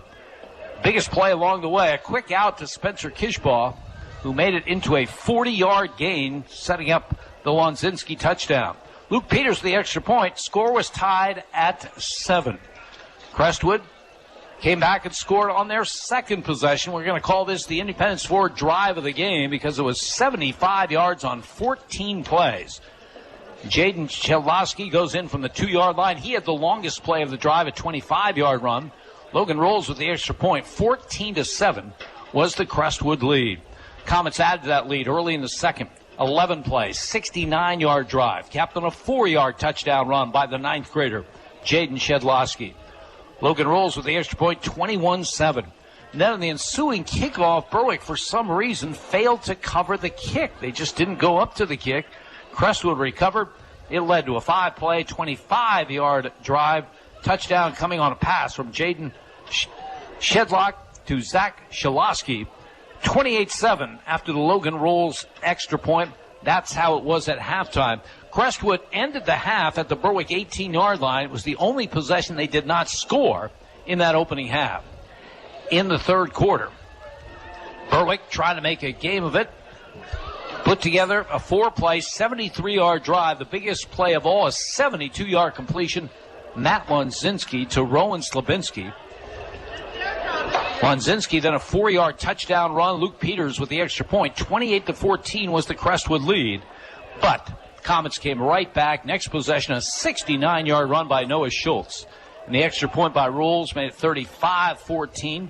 Then Berwick hit again, this time Matt Lunzinski to Dre Wilk for a 24-yard touchdown pass, capping an 8-play, 50-yard drive. Luke Peters with the extra point. Crestwood's lead was cut to 35-21, but the Bulldogs just could not stop the Comets and Noah Schultz. He finished the third quarter with a 42-yard run. Logan Rolls kicked the extra point, 42-21 Comets after 3. In the fourth, Jaden Shedlock, 12-yard touchdown run, 50-yard run by Schultz setting it up. Logan Rolls with the extra point, 49-21. And the final score of the game goes to Crestwood sophomore Colin Laszlo. A 13-yard run with 1:42 to go. Rolls again with the extra point. Crestwood 56 and Berwick 21. Keith Seeley, just no answer for the single wing. Yeah, it was, I think, what we witnessed tonight was, almost in high school, the perfect storm. You've got a senior-laden team with some great athletes and a scheme that fits them perfectly. They other than the penalties, which I'm sure they'll hear about tomorrow, Crestwood didn't show many weaknesses. They ran the ball, they threw the ball much better than I had anticipated that they would. Their special teams, they have returners, they have a great offensive and defensive line. They are a complete team right now, and they're playing with a lot of confidence. 56-21 is the final here. For other scores, let's go back to the studios and Jay Klein. Well, we got some final scores to bring your way. Hazleton area over Williamsport 28-14, and was Wilkes-Barre 35, Dallas 7. Southern Columbia 55, Wyoming area 28, Dallas 65, Bellefonte 0. Lewisburg 21, Bloomsburg 16, Athens 17, Central Columbia 10. Mount Carmel 42, Shikellamy 20, Valley View 28, Wallenpaupack 7, Northwest 21, Muncie 48, Troy 35, Loyalsock 36, Shamokin 46, Nanacoke 14, Selinsgrove 21, Montoursville 7, and Mifflinburg over Warrior Run 35-7. For Pop Radio Sports, I'm Jake Klein. Thank you very much, Jake. With the win tonight, Crestwood has now won 7 in a row. They go to 8-1 in the season. They'll close out the regular season at home against North Pocono next Friday. For Berwick, they fall to 4-5. They will close out their regular season next Friday at Harmon Guy Stadium in Hazleton against the Cougars of Hazleton area.